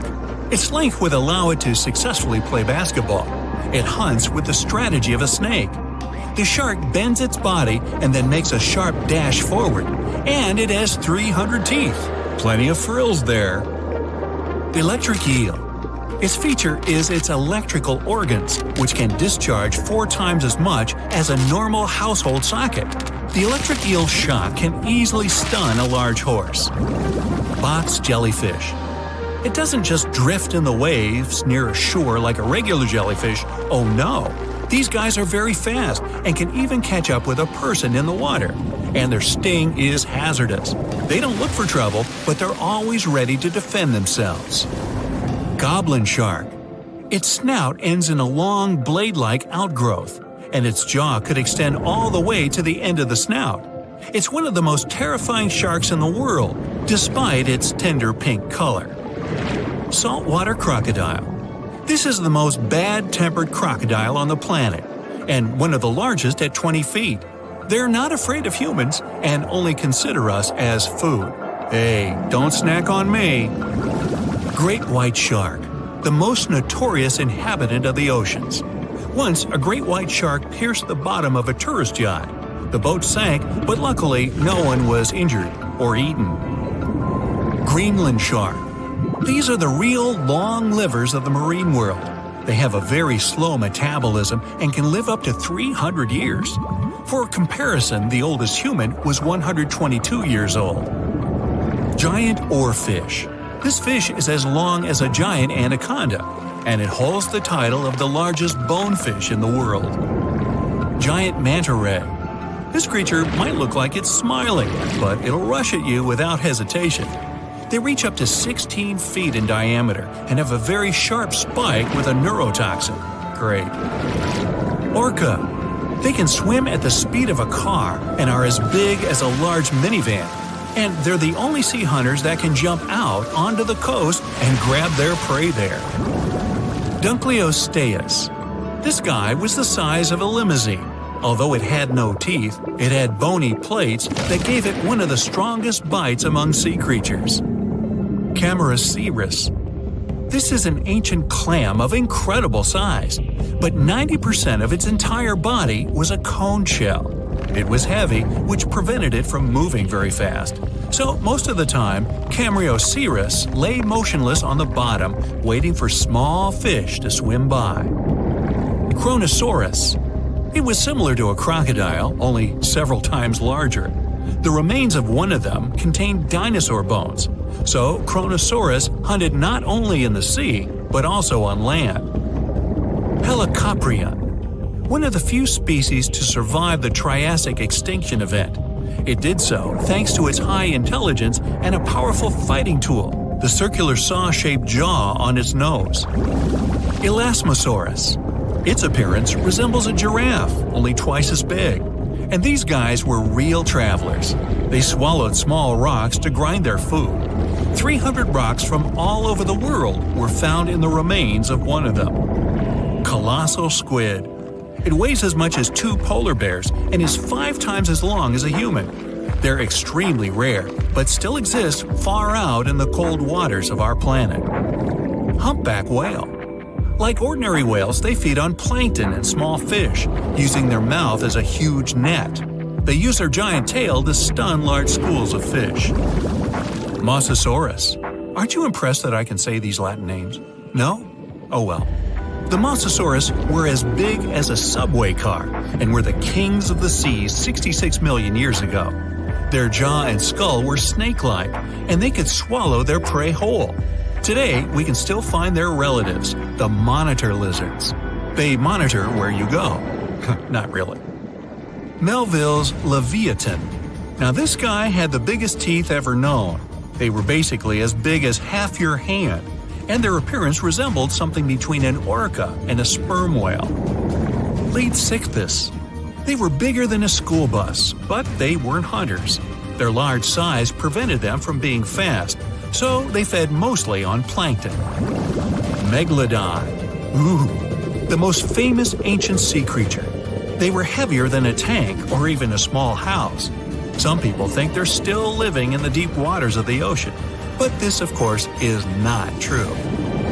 Basilosaurus. Giant ancestors of modern whales.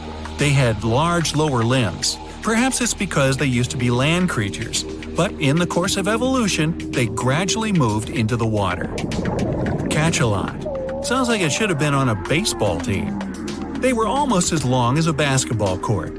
Their brains weighed 15 pounds. That's 7 times the weight of a human brain. Sei whale. Okay, whale. Actually, it's its name, not a command. One of the best swimmers of all whales. Sei whale could go up to 31 miles per hour and dive deeper than the height of the Empire State Building. Shastosaurus. Though only bones remain of this monster, calculations say it was as long as a tennis court or as a truck and trailer. Blue whale. The largest mammal to ever live on our planet. Its heart alone weighs as much as a big motorcycle, and its veins are as wide as a big pot. And these guys can sing songs. Lion's mane jellyfish. The world's largest jellyfish. It has a hat 7 feet wide and tentacles as long as a 10-story building. Although they're not dangerous at all, people can still get tangled in their incredible tentacles like in a net. Portuguese man-o'-war. Although its head is very small, just like an ordinary jellyfish, its tentacles are as long as half a soccer field. And these things are venomous. They paralyze fish and anything caught in them, even people. So, stay away, huh? Well, hey there. We dive back in time and into the oceans over 500 million years ago. Just, because we can. Whoa, watch out! It's not megalodon or giant sea reptiles you need to look out for here. It's a bizarre, unearthly-looking creature called Anomalocaris. The name means unlike any other shrimp, and I think you'll agree, it looks like a nightmarish cross between a shrimp and a modern-day centipede. 2 tentacles protruding from its face, each lined with razor-sharp teeth. Oh yeah, and this thing was about the size of your leg. With a wave-like movement of the flaps on each side of its body, it was graceful for a terrifying creature. It was also more advanced than any other life on this planet at the time. Especially those huge eyes. You have only 1 lens in each of yours. This giant shrimp had 16,000. That's 4 times more than a common housefly. And you know how good their vision is. Good enough to dodge that swatter every time. All this allowed Annie to become one of the first animals on this planet to feed on others. Yep, here it is. Earth's first hunter. Its favorite meal? Trilobites. Hey, try a bite. Those are the ancient ancestors of crabs. Some of their fossils have marks on them in the same shape as the monster shrimp's mouthparts. Terrors of the past like this got to be so giant thanks to more oxygen in the atmosphere. A perfect example of this, Meganeuropsis. Imagine a dragonfly. Now make it as big as a cat, and with a wingspan longer than your arm. Megan, the monster-sized dragonfly, could easily grab other insects or even small animals, and she ruled the air with quick movements. Back then, there were still no large birds or other airborne enemies for this behemoth bug, so it was safe and free to grow as large as this planet would allow. Piranhas of the past were also jumbo-sized. Mega piranha was about 3 times the size of the river terrors we have today. Its bite force was about the same as a tiger's, and those striped kitties bite down 2 times harder than lions. That means it probably not only dined on other fish and any land creatures that, got too close to the water, but it could also easily crunch down on large turtles and other unlucky shelled creatures. And fun fact, modern-day piranhas bark like dogs when they're about to enter a confrontation. It actually sounds more like a frog's ribbit. But makes you wonder, what did this mega-sized ancient cousin sound like? A bear roaring? How about giant sea scorpions the size of your bed? Go back about 460 million years, and you'd see them swimming under you. And watch out for that tail. Scientists still don't know if these creatures could use it to inject venom like your standard land scorpion, but something tells me I wouldn't want that thing anywhere near me. Then there's this guy, Therizinosaurus. Terry looks sort of like a goose with long arms. Oh, and did I mention this goose dino is about 2 stories tall and longer than a bus? Yow! Its arms make the T-Rexes look even more bite-sized, each 8 feet long, almost triple the length of T-Rexes. And on the end, razor-sharp claws the size of your whole arm. Now, don't worry about those lengthy claws too much, though. Terry probably used them to cut through giant termite nests. So, this huge reptilian goose was more interested in eating bugs and plants. Another mega monster for you, Megatherium. The giant ground sloth could look a giraffe straight in the eye and weighed as much as a hippo. It moved mainly on its hind legs and used its massive tail as support. It had huge paws with colossal knife-sized claws. The sloth could use them to defend itself from enemies and to bend tree branches in search of food. But the biggest danger to the giant ground sloth wasn't dinosaurs or saber-toothed tigers. It was our own species. Yep, humans showed up just in time to meet this fellow and to, eat him up. Titanoboa was a terrifying 50-foot snake, as long as the great megalodon itself. It was also more than 2 times heavier than the heavyweight champion among snakes today, the green anaconda. Crocodiles were a regular on this serpent's menu. Titanoboa could swim 3 times faster than the fastest Olympic swimmer our species has ever seen. It was quicker and more dangerous in the water than outside it. And don't forget the boa part of its name. This massive snake wasn't venomous. Instead, it liked to squeeze. Remember that giant shrimp from earlier? Well, Opabenia looks like its teeny-tiny finger-sized cousin. And instead of 2 toothy tentacles, this thing had a vacuum hose coming out of its face. On the end of that trunk, what looks like a single crab claw. Add 5 eyes and a mouth under its head, and you've got a recipe for something not of this planet. Only it is. This creature used its trunk like an elephant does. Its claw grabbed food from the bottom of the ocean and brought it up to its mouth. This thing is so weird-looking that, apparently, when the scientist who discovered it presented his findings to an audience, they all laughed as if he were joking. Now, a real-life monster, the Tully monster. From a distance, it looks a bit like Nessie, that long neck and teeth-lined jaws. But get closer, and you'll see it's more like a long nose with a mouth attached at the end, like a mosquito. Its eyes are further back, sticking out of tubes all snail-like. Tully was an ancient mollusk about the size of your forearm. It probably dined on jellyfish and shrimp 300 million years ago. Thylacus smilus will put a smile on your face as long as you don't get too close. No, it's not a relative of the saber-toothed tiger. It was a marsupial, making it more related to a kangaroo than anything. And if you compare them to body size, its fangs were actually longer than a saber-toothed tiger's. And they grew continuously. As for that beard on its chin, that's actually all chin. The lower jawbone grew down to a point under the mouth. Those fangs were rooted to the skull, going way back to its eyes. When the mouth was closed, that bony beard protected the long, sharp teeth from breakage. Staganapolis, not to be confused with Minneapolis, might look like a big crocodile with a squished-in snout, but it was mostly harmless. Its small head and very few teeth meant the reptile didn't have much to work with when protecting itself. That's what all those armored scales were for, and no need for huge fangs or long rows of razor-sharp teeth when you're a plant eater. That beak-like tip on its nose allowed the stag to dig up plants. So, really, this reptile was more like a 10-foot scaly pig than a croc. Basilosaurus was a type of ancient whale that lived on our planet about 45 million years ago. Not quite as long as a blue whale, but this guy was still big enough to munch down on other whales and even sharks.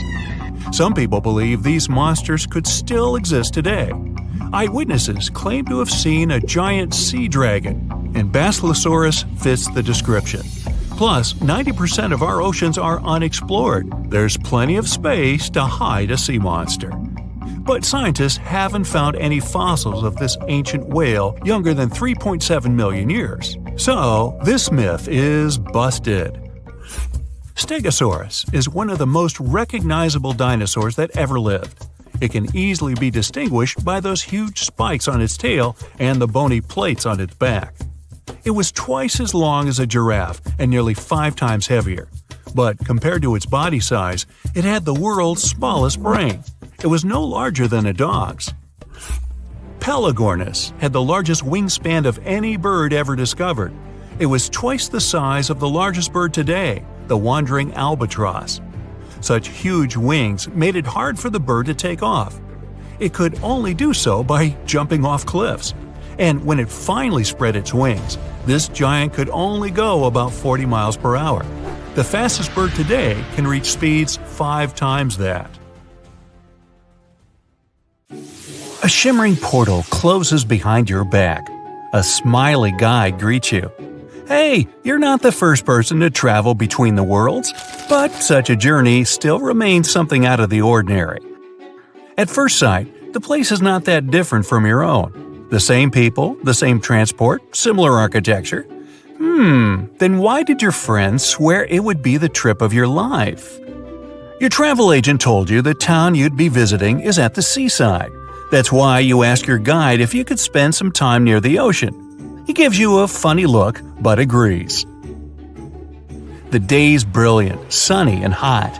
It feels only natural to take your clothes off to get some sun. After a while, you get up to go have a swim in foamy waves. But your guide grabs your arm. His grip is unexpectedly strong, his face anxious. No, it was risky enough to come to the beach and stay so close to the water. And now you're going to take a chance with your life? Huh? That's all you can answer. There must be some misunderstanding. What's so dangerous about this beach? Rip currents? The guide suddenly calms down. Don't tell me you don't know why people from your world travel here? You shake your head, and the man starts to laugh.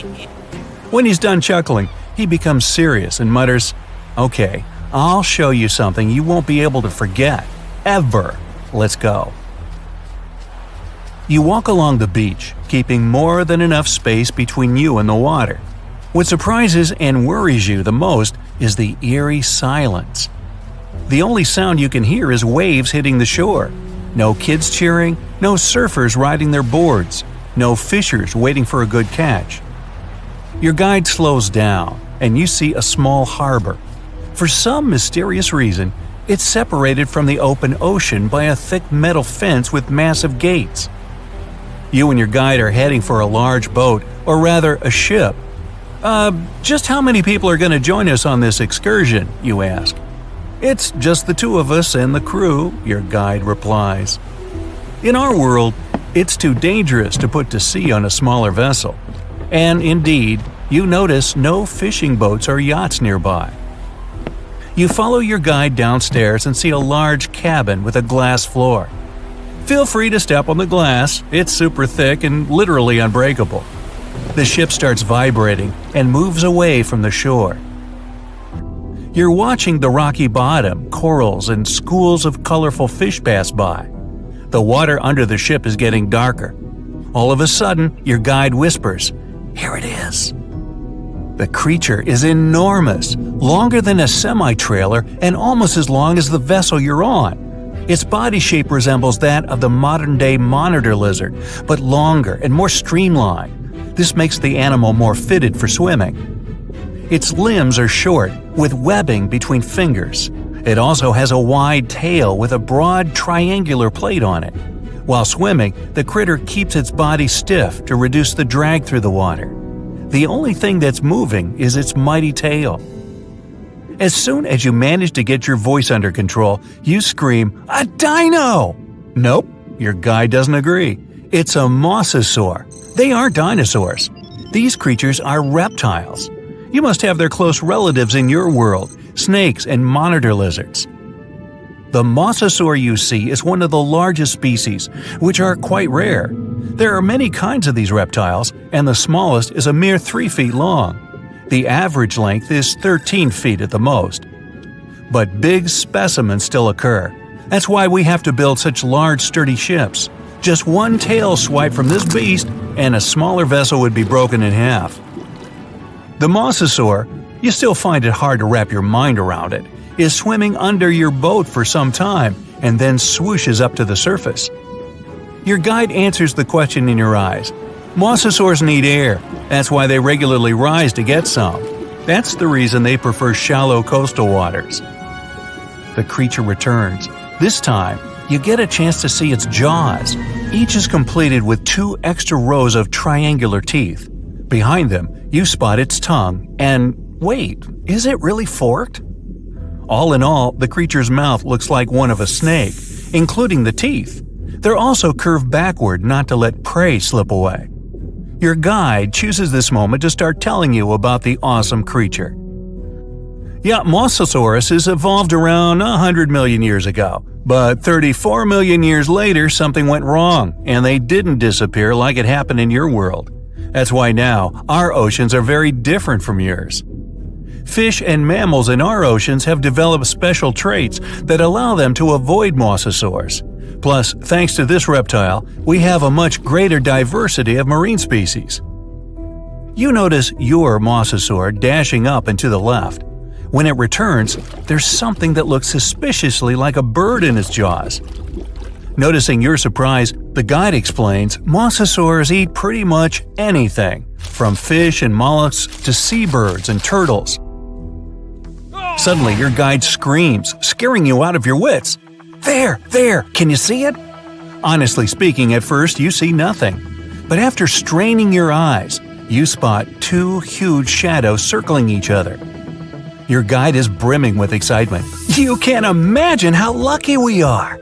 I've been doing this job for 15 years, but I've never seen a mosasaur fighting with a megalodon. For a moment, your mind stops functioning. Has he just said there are megalodons in his world? And then you see it. A giant animal is coming closer. It's almost 60 feet long, bigger than the whale shark, the largest of all the shark species in your world. Your guide keeps blabbing. Both of these creatures are top predators. Mosasaurs are usually a bit smaller than megalodons, but this one's huge. As the sea monsters get closer, you manage to get a better look at the meg. Its jaws can open for almost 10 feet and are littered with 5 rows of sharp serrated teeth. They're built in such a way so that they don't crack even after hitting bone. The meg is an ambush hunter, continues your guide. It probably wanted to take the mosasaur by surprise by attacking it from below, but this attempt failed. Now the predators are moving in circles, likely sizing each other up. They look rather angry and hungry. The mosasaurs try to get closer to the shark's tail or fins. The creature understands there's no way it could bite through the Meg's bulky sides. The shark chooses another tactic. It's aiming for the mosasaur's long midsection. The critters start circling faster, getting closer to each other. The mosasaur keeps changing its pace from slow, almost lazy movements to nervous bursts of speed once it sees the Meg approaching. The shark is swimming in a steady way, watching the opponent with its piercing black eyes. You can't help but think it's pretty obvious which animal's going to be the winner. The mosasaur's jaws are suited for small prey, like fish. Its jaws wouldn't be able to open wide enough to get around the Meg. Because even though both creatures are of the same length, the Meg's body is much more massive. Its jaws are also more powerful, designed to deal with whales and other large marine animals. Plus, the mosasaur's body isn't efficient for high-speed swimming. It gives the shark another advantage. In a flash, the Meg twists its body and rushes at the mosasaur. Its maneuver is not to let the enemy get an upper hand by striking from below. The two powerful creatures clash each other. You see the mosasaur try to maneuver out of the Meg's way, but to no avail. You're clenching your fists, silently sending your support to the mosasaur, and then a sudden jerk, and you find yourself on the floor. "Go, go, go!" your guide shouting at the skipper. It turns out the animals got so engrossed in their confrontation that they didn't notice the vessel and crashed into its side. Now it's crucial to get as far away from them as possible.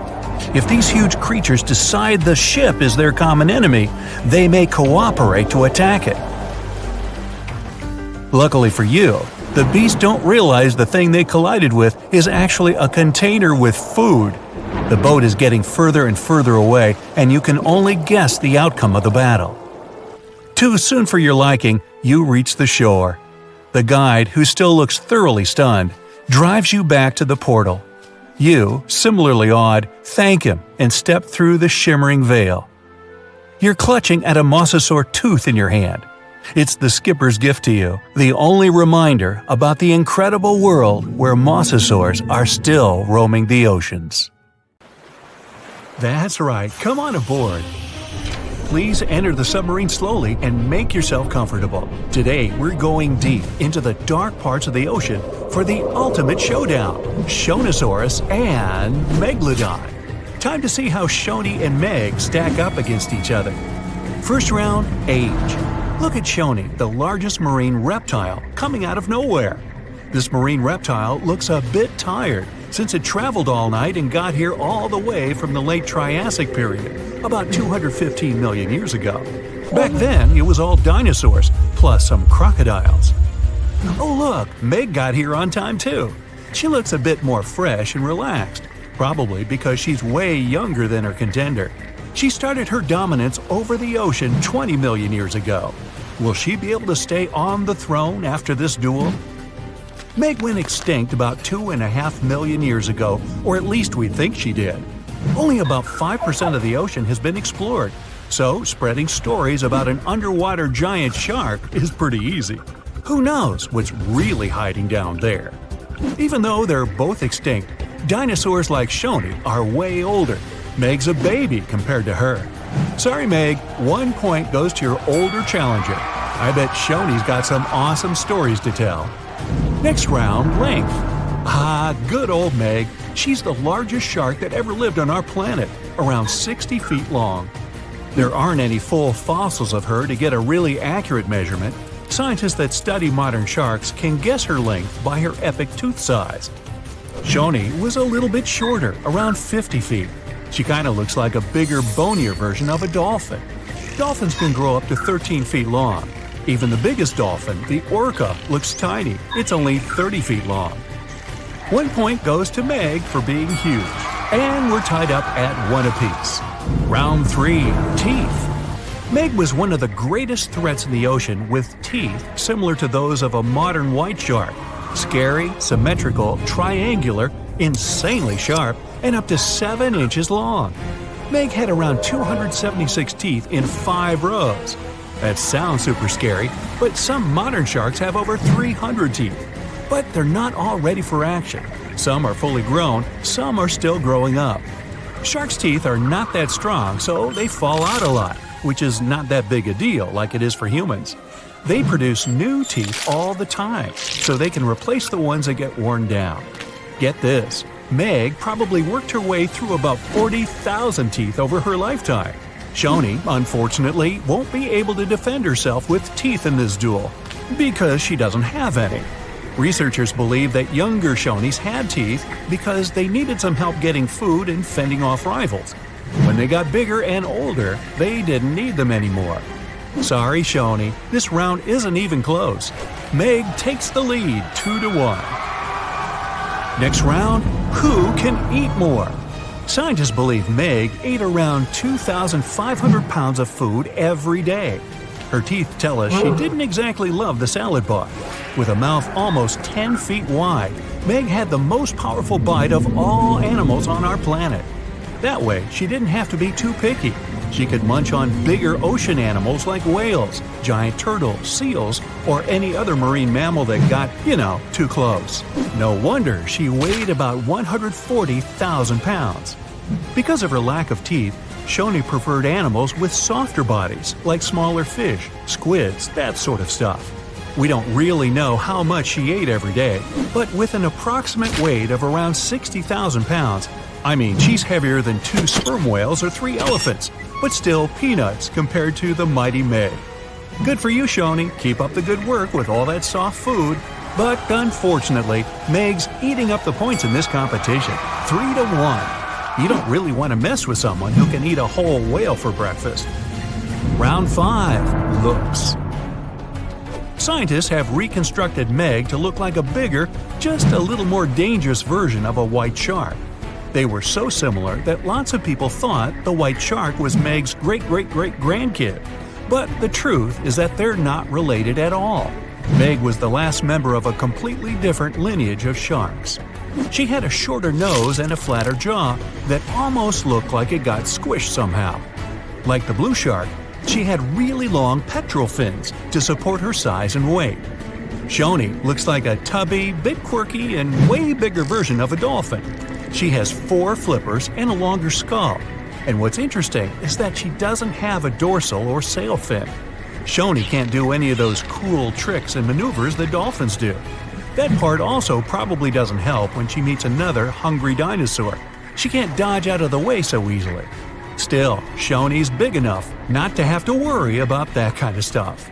Step aside, Meg. Stop hogging the spotlight. We want to see more of this cute, funny dolphin-like creature. 1 point for Shoni. She's catching up 3-2. Round 6. Who has a cooler name? Shonisaurus means lizard from the Shoshone Mountains. Why? Because it's a lizard from the you get the picture. Cool name, huh? Megalodon, on the other hand, means large tooth. Yeah. Sorry, Meg, it's 1 point for Griffith. Wait a minute, wrong video. We're all tied up at 3-3. Round 7. Who traveled more? Just like modern sharks, Meg's skeleton isn't made of bone, it's made out of cartilage. That's the stuff your ear and nose are made out of. So, no matter how much you look for them, you're never going to find any of Meg's bones. Her only fossils are actually teeth, since they're made of dentin. In her 18 million years of existence, Meg traveled a lot. Her teeth have been found all over the globe. She even went on vacation to tropical and subtropical waters. But the one place she never went was to Antarctica. Shoni was a wanderer too. Her fossils were first found near Las Vegas. No, it's not what you think. She really wasn't all about the parties and shows. Vegas was all underwater back then. She too took long trips along the coast, visited different countries, enjoyed fancy seafood buffets all over the world. Pretty good life overall. Let's give Meg this one for making it to almost every continent. She leads 4-3. Round 8. Who was more popular? Seeing Shoni swim by could easily scare away other sea creatures. She's pretty big after all. But pretty soon, they'd see that this reptile wasn't that dangerous. Okay, squid, small fish, they weren't big fans. But medium-sized water creatures soon figured out they were too big for her, so they could be friends. Except for, the kraken, a colossal squid and legendary sea monster with extremely powerful tentacles. The story goes that the kraken had something to do with the disappearance of some members of Shoney's family. So let's just say they're not exactly BFFs. Meg, introvert, loner. She comes to the party and stays in the corner, not talking to anyone. And there weren't exactly a lot of animals lining up to ask her to dance. It'd probably be their last. When you're that high up in the food chain, you're never going to be too popular. Shoney makes a comeback with the popularity round, and it's all tied up at 4. Well, that means both of our contestants are going to share the... Wait, Meg looks furious. You can see her gritting her teeth, getting ready to finish this contest once and for all. Shoney smiles peacefully. She's not used to big animals going after her, so she doesn't think Meg would actually do anything crazy, as long as the submarine doesn't get too close.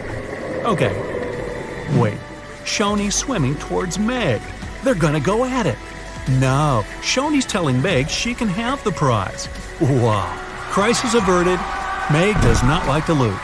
Shoney, you certainly deserve the Pacifist of the Pacific trophy. Uh-oh, Meg doesn't look too happy about that. Better strap in, guys. Here we go. In the left corner, Megalodon, considered the largest and most dangerous predator in the aquatic world. It has a reputation as a cold-blooded hunter who can break a fishing boat with one bite. We're gonna need a bigger boat. But what if he comes face-to-face with another giant water monster? In the right corner, Mosasaurus, an ancient dinosaur reptile which existed about 80 million years ago on the vast Atlantic Ocean. Their diet was large fish, giant turtles, other mosasauruses, and even birds. So glad I'm not on the menu, ha ha! But to find out if this reptile can defeat the most massive shark that ever existed, we'll compare these monsters in several categories. Let's start with size. Megalodon became extinct 3 million years ago, but is still considered the largest and most dangerous predator in the ocean. We can only guess at the real size of Megalodon. The only remains found of this giant shark are teeth and vertebrae. Kinda sounds like my grandma. She used to leave her teeth everywhere. But with the help of calculations and computer modeling, scientists have concluded that Megalodon's length could be about 50 feet. It's like a New York City subway car, except it won't try to eat you. Now let's have a look at the right corner. The size of the Mosasaurus also remains a subject of discussion, but it's believed that the average length of this monster was about 36 feet. That's the size of a school bus. But in 2016, scientists found the largest Mosasaurus ever. Its length was 59 feet. Compare this to the tallest person ever, 8 feet. Mosasaurus was 7 times larger. Hey, nice job on the quick math. The first win goes to the Mosasaurus, 1-0 in favor of the ancient reptile. The next category is weight. Let's start with the fighter in the left corner. The most enormous individuals of the Megalodon species had an incredible weight from 27 to 59 tons. This is more than the weight of an empty Boeing 737, without the snacks and beverages. Although the Mosasaurus is longer, its weight isn't that much because of its body shape. Adult species could reach 14 tons, which is half the weight of a Megalodon. For comparison, an adult blue whale can weigh up to 100 tons or even more. But whales are not the peak predators like Megalodon and Mosasaurus. In this category, Megalodon wins and gets its first point. It's now 1-1. Let's move on to the next category, speed and agility. Megalodon wasn't the fastest fish on Earth. He could reach a speed of about 11 miles per hour. For example, the quickest sea creature is the sailfish. It can swim 68 miles per hour. But this didn't prevent Megalodon from becoming the top predator in the aquatic world. The average person only swims at a speed of 2 miles per hour. But the Achilles heel of Megalodon is agility and maneuverability. In fact, Meg is a 50-ton truck, so he can't turn and change direction quickly. If he's going to attack, he has only one chance to hit, because if he has to go for a second lap, his prey will have the opportunity to scoot. The exact speed with which Mosasaurus could swim is unknown, but scientists think he borrowed his swimming style from the eel. He would push off with his tail and steer with small side fins. This provided him with incredible maneuverability. In theory, this could help him jump out of the water, just like a scene from Jurassic World. But to know the exact speed with which Mosasaurus could swim, we need to find more remains of this ancient reptile. Right now, the point in the speed and maneuverability category goes to Megalodon, 2-1 in favor of the biggest shark of all time. Our next category is fighting instruments. First, we'll look at Megalodon's arsenal, his giant teeth. They were extremely sharp because of their triangular shape, and they reach 7 inches long. Megalodon's teeth are considered to be the largest that ever existed, and it had 250 of them. They were placed in 5 rows and could easily penetrate the thick skin of whales and other ancient creatures. In addition, the jaw itself was incredible. It was 6.5 feet wide. The average person could easily fit in there standing at full height. Boy, wouldn't that fall into the stupid selfie category. The muscle strength combined with the giant maw gave Megalodon one of the strongest bites on our planet. The primary tool of the Mosasaurus is the jaw. Its jaw held 40 to 50 sharp and massive teeth. They were conical in shape to penetrate even the thickest skin, like a knife through butter. And the jaw itself was similar to a snake's. So Mosasaurus was able to swallow colossal prey without even chewing. In some of the discovered remains of Mosasaurus, perfectly preserved remains of fish were found, and they were 3 feet long. The Mosasaurus head was a little over 2 feet long, and although this jaw wouldn't be enough to swallow Megalodon as a whole, it could bite off a pretty big piece of him or even just rip off its tail. For this ultimate combat tool, the Mosasaurus gets the point. The score is tied 2-2. The last category is combat skills. Although Megalodon has a giant mass and sharp teeth, he reached the top of the food chain for another reason: intelligence. Scientists found many remains of whales with scars from Megalodon's teeth. These findings have helped to understand the hunting tactics of this giant shark. It turned out that Meg could find weaknesses in other marine creatures and knew where their vital organs were located. Other remains had many fractures. Apparently, the victim had experienced Megalodon's 50-ton ram. It could easily have broken through concrete walls. The whales didn't stand a chance. With the help of strategy and tactics, Megalodon could have handled prey much bigger than himself. He could attack the whale's tail and fins until he was completely immobilized. And then, when the victim was defenseless, well, like they say, dinner is served. Unlike sharks that love to ambush, Mosasauruses were quite aggressive. Scientists found many remains of the Mosasauruses with traces of teeth marks from their own species. Whether they fought for food or territory is unknown, but we know for sure that their fights were brutal. The remains had many fractures, but they didn't ram their victims. No, they grabbed its head and actively bit and struggled, breaking its bones. Such a technique is used by modern crocodiles. Also, the Mosasauruses had excellent vision, which gave them a chance to see the victim from afar and attack unexpectedly. Before we move on to the fight, a bonus round: Audience Sympathy Prize. Megalodon has appeared in many different movies, TV series, and comics, and each of its appearances has inspired fear in the audience. He really has a reputation as an ideal predator, and I would bet my money on him. Mosasaurus, on the other hand, doesn't have many appearances in popular culture, but the scene where he eats a great white shark in one bite surprised spectators around the world. So this dinosaur has the potential to become a star. This, of course, doesn't affect the outcome of the fight. Oh, there's the gong. Now we'll find out who will win this fight. Opponents meet in the waters off the coast of North America. Mosasaurus noticed Megalodon from far away and attacked first. However, his teeth are not big enough, and he barely hurts the Meg. Now, the giant shark is attacking the reptile. Mosasaurus is very agile, and he easily dodges the slow blows of the Megalodon. They break apart. It's time to change tactics, and Megalodon decides to go for a trick. Mosasaurus is a reptile, though a huge one. This means it breathes air and swims underwater only by holding its breath. Meg begins to descend deeper, luring Mosasaurus into a trap. In deep water, the ancient reptile feels uncomfortable and begins to make mistakes. Megalodon attacks fins and tail, depriving the enemy of mobility. Once the Mosasaurus loses its tail, the battle ends. Oops. Megalodon has again proved that he is the king of the seas, and he deservedly stands at the top of the food chain.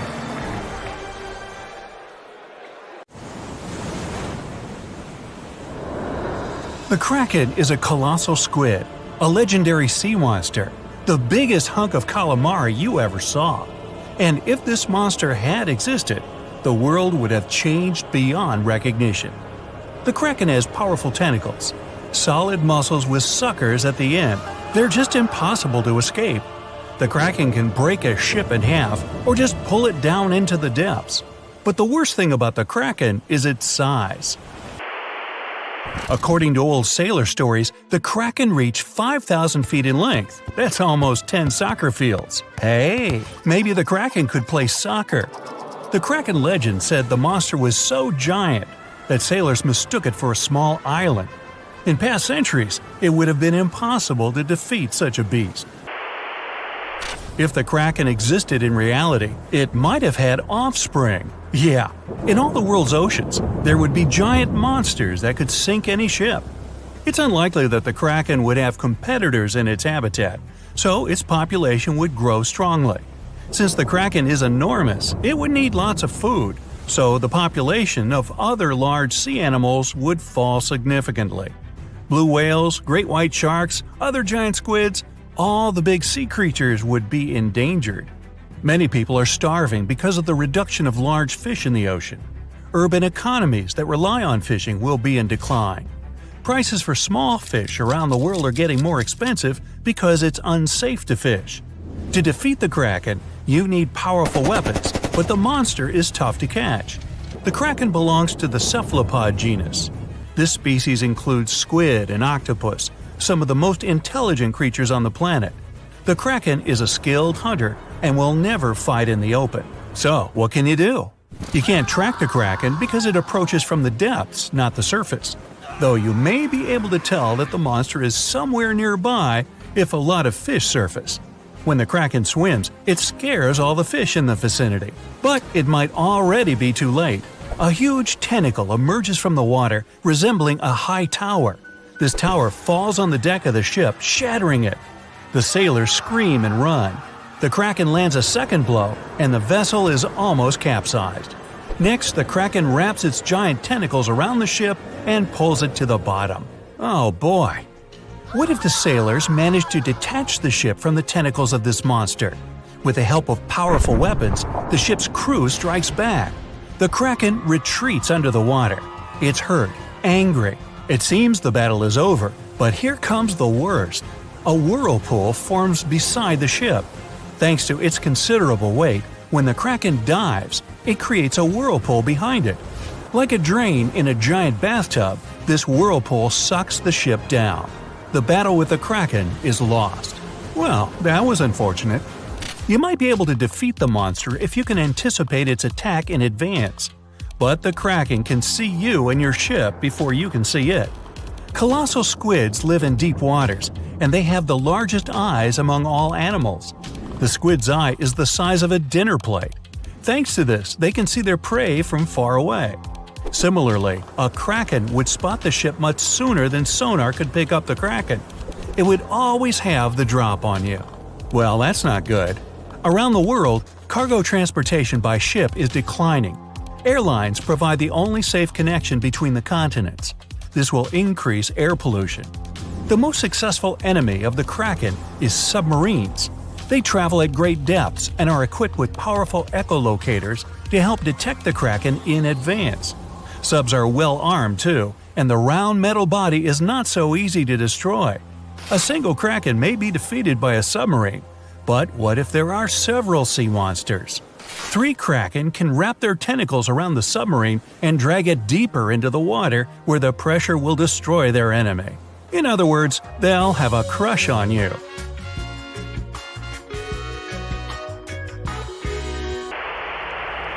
The existence of the kraken will have dramatically changed the development of many countries.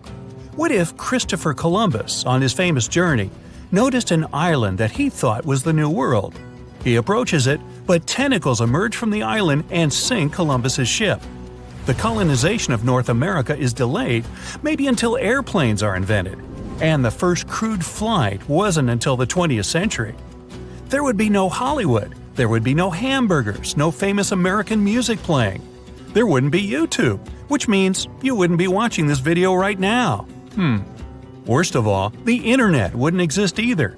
And all this because of one stupid monster squid. The Vikings wouldn't sail on their long ships to raid and settle foreign territories. The history of Norway, Sweden, Finland, and other Nordic countries would have changed drastically. Hey, maybe the Titanic wouldn't have hit an iceberg, but a giant sea monster instead. Though it's unlikely that people would take trips on huge ocean liners in a world where the Kraken exists. Maybe though, the Kraken isn't all that aggressive. Still, they need a lot of food, and because of the growing population of these monsters, there will be much less food in the ocean. Therefore, the Kraken will increasingly come to the surface for hunting. In the future, the Kraken will migrate closer to the shore. In many countries, people then are not allowed to swim in the ocean. Imagine floating on the waves and a monster the size of a skyscraper is swimming right below you. Relaxing at sea and on the beach will no longer be popular. Many countries that live off tourism become impoverished. When the krakens grow hungrier, they try to capture prey from land. A huge squid could attack small port cities. Houses, docks, streets, everything can be crushed. A tremendous amount of plastic is thrown into the ocean near the coasts of large countries. Billions of tons of plastic will bother the kraken. An angry, hungry monster can attack bridges like the Golden Gate Bridge. Imagine that a huge squid surrounds the bridge and blocks all traffic. Some of these squids could break the strong cables with their power, and the entire structure would collapse into the water. Ooh! It's good that the kraken doesn't really exist to swim in our seas and oceans, at least as far as we know. But could the monster have actually existed? Legends stretch back years, but scientific evidence appeared in the middle of the 19th century. In 1857, a 3-inch diameter squid beak was discovered on the coast of Denmark. Other huge squid remains were found in the Bahamas, and then scientists were convinced that gigantic squids existed. While colossal squid has been officially discovered since then, it's been more than 100 years, and we still don't know what max size they can grow to. The fact is, colossal squids are one of the most elusive creatures on Earth. They live in the depths of the ocean where it's challenging for scientists to reach. Any dive to a greater depth requires powerful, bulky equipment. Underwater bath escapes and cameras make a lot of noise and light, which squids notice from afar. They flee before we can see them. The legend of the kraken probably appeared because of a real colossal squid. People in the past didn't know about these creatures' existence, so when they saw one for the first time, they described it as a massive, terrible monster. It's difficult to say if these huge squids were the size of a small island, because the truth is, we've only studied about 5% of the ocean. It may be that in its depths, monsters much more terrible than the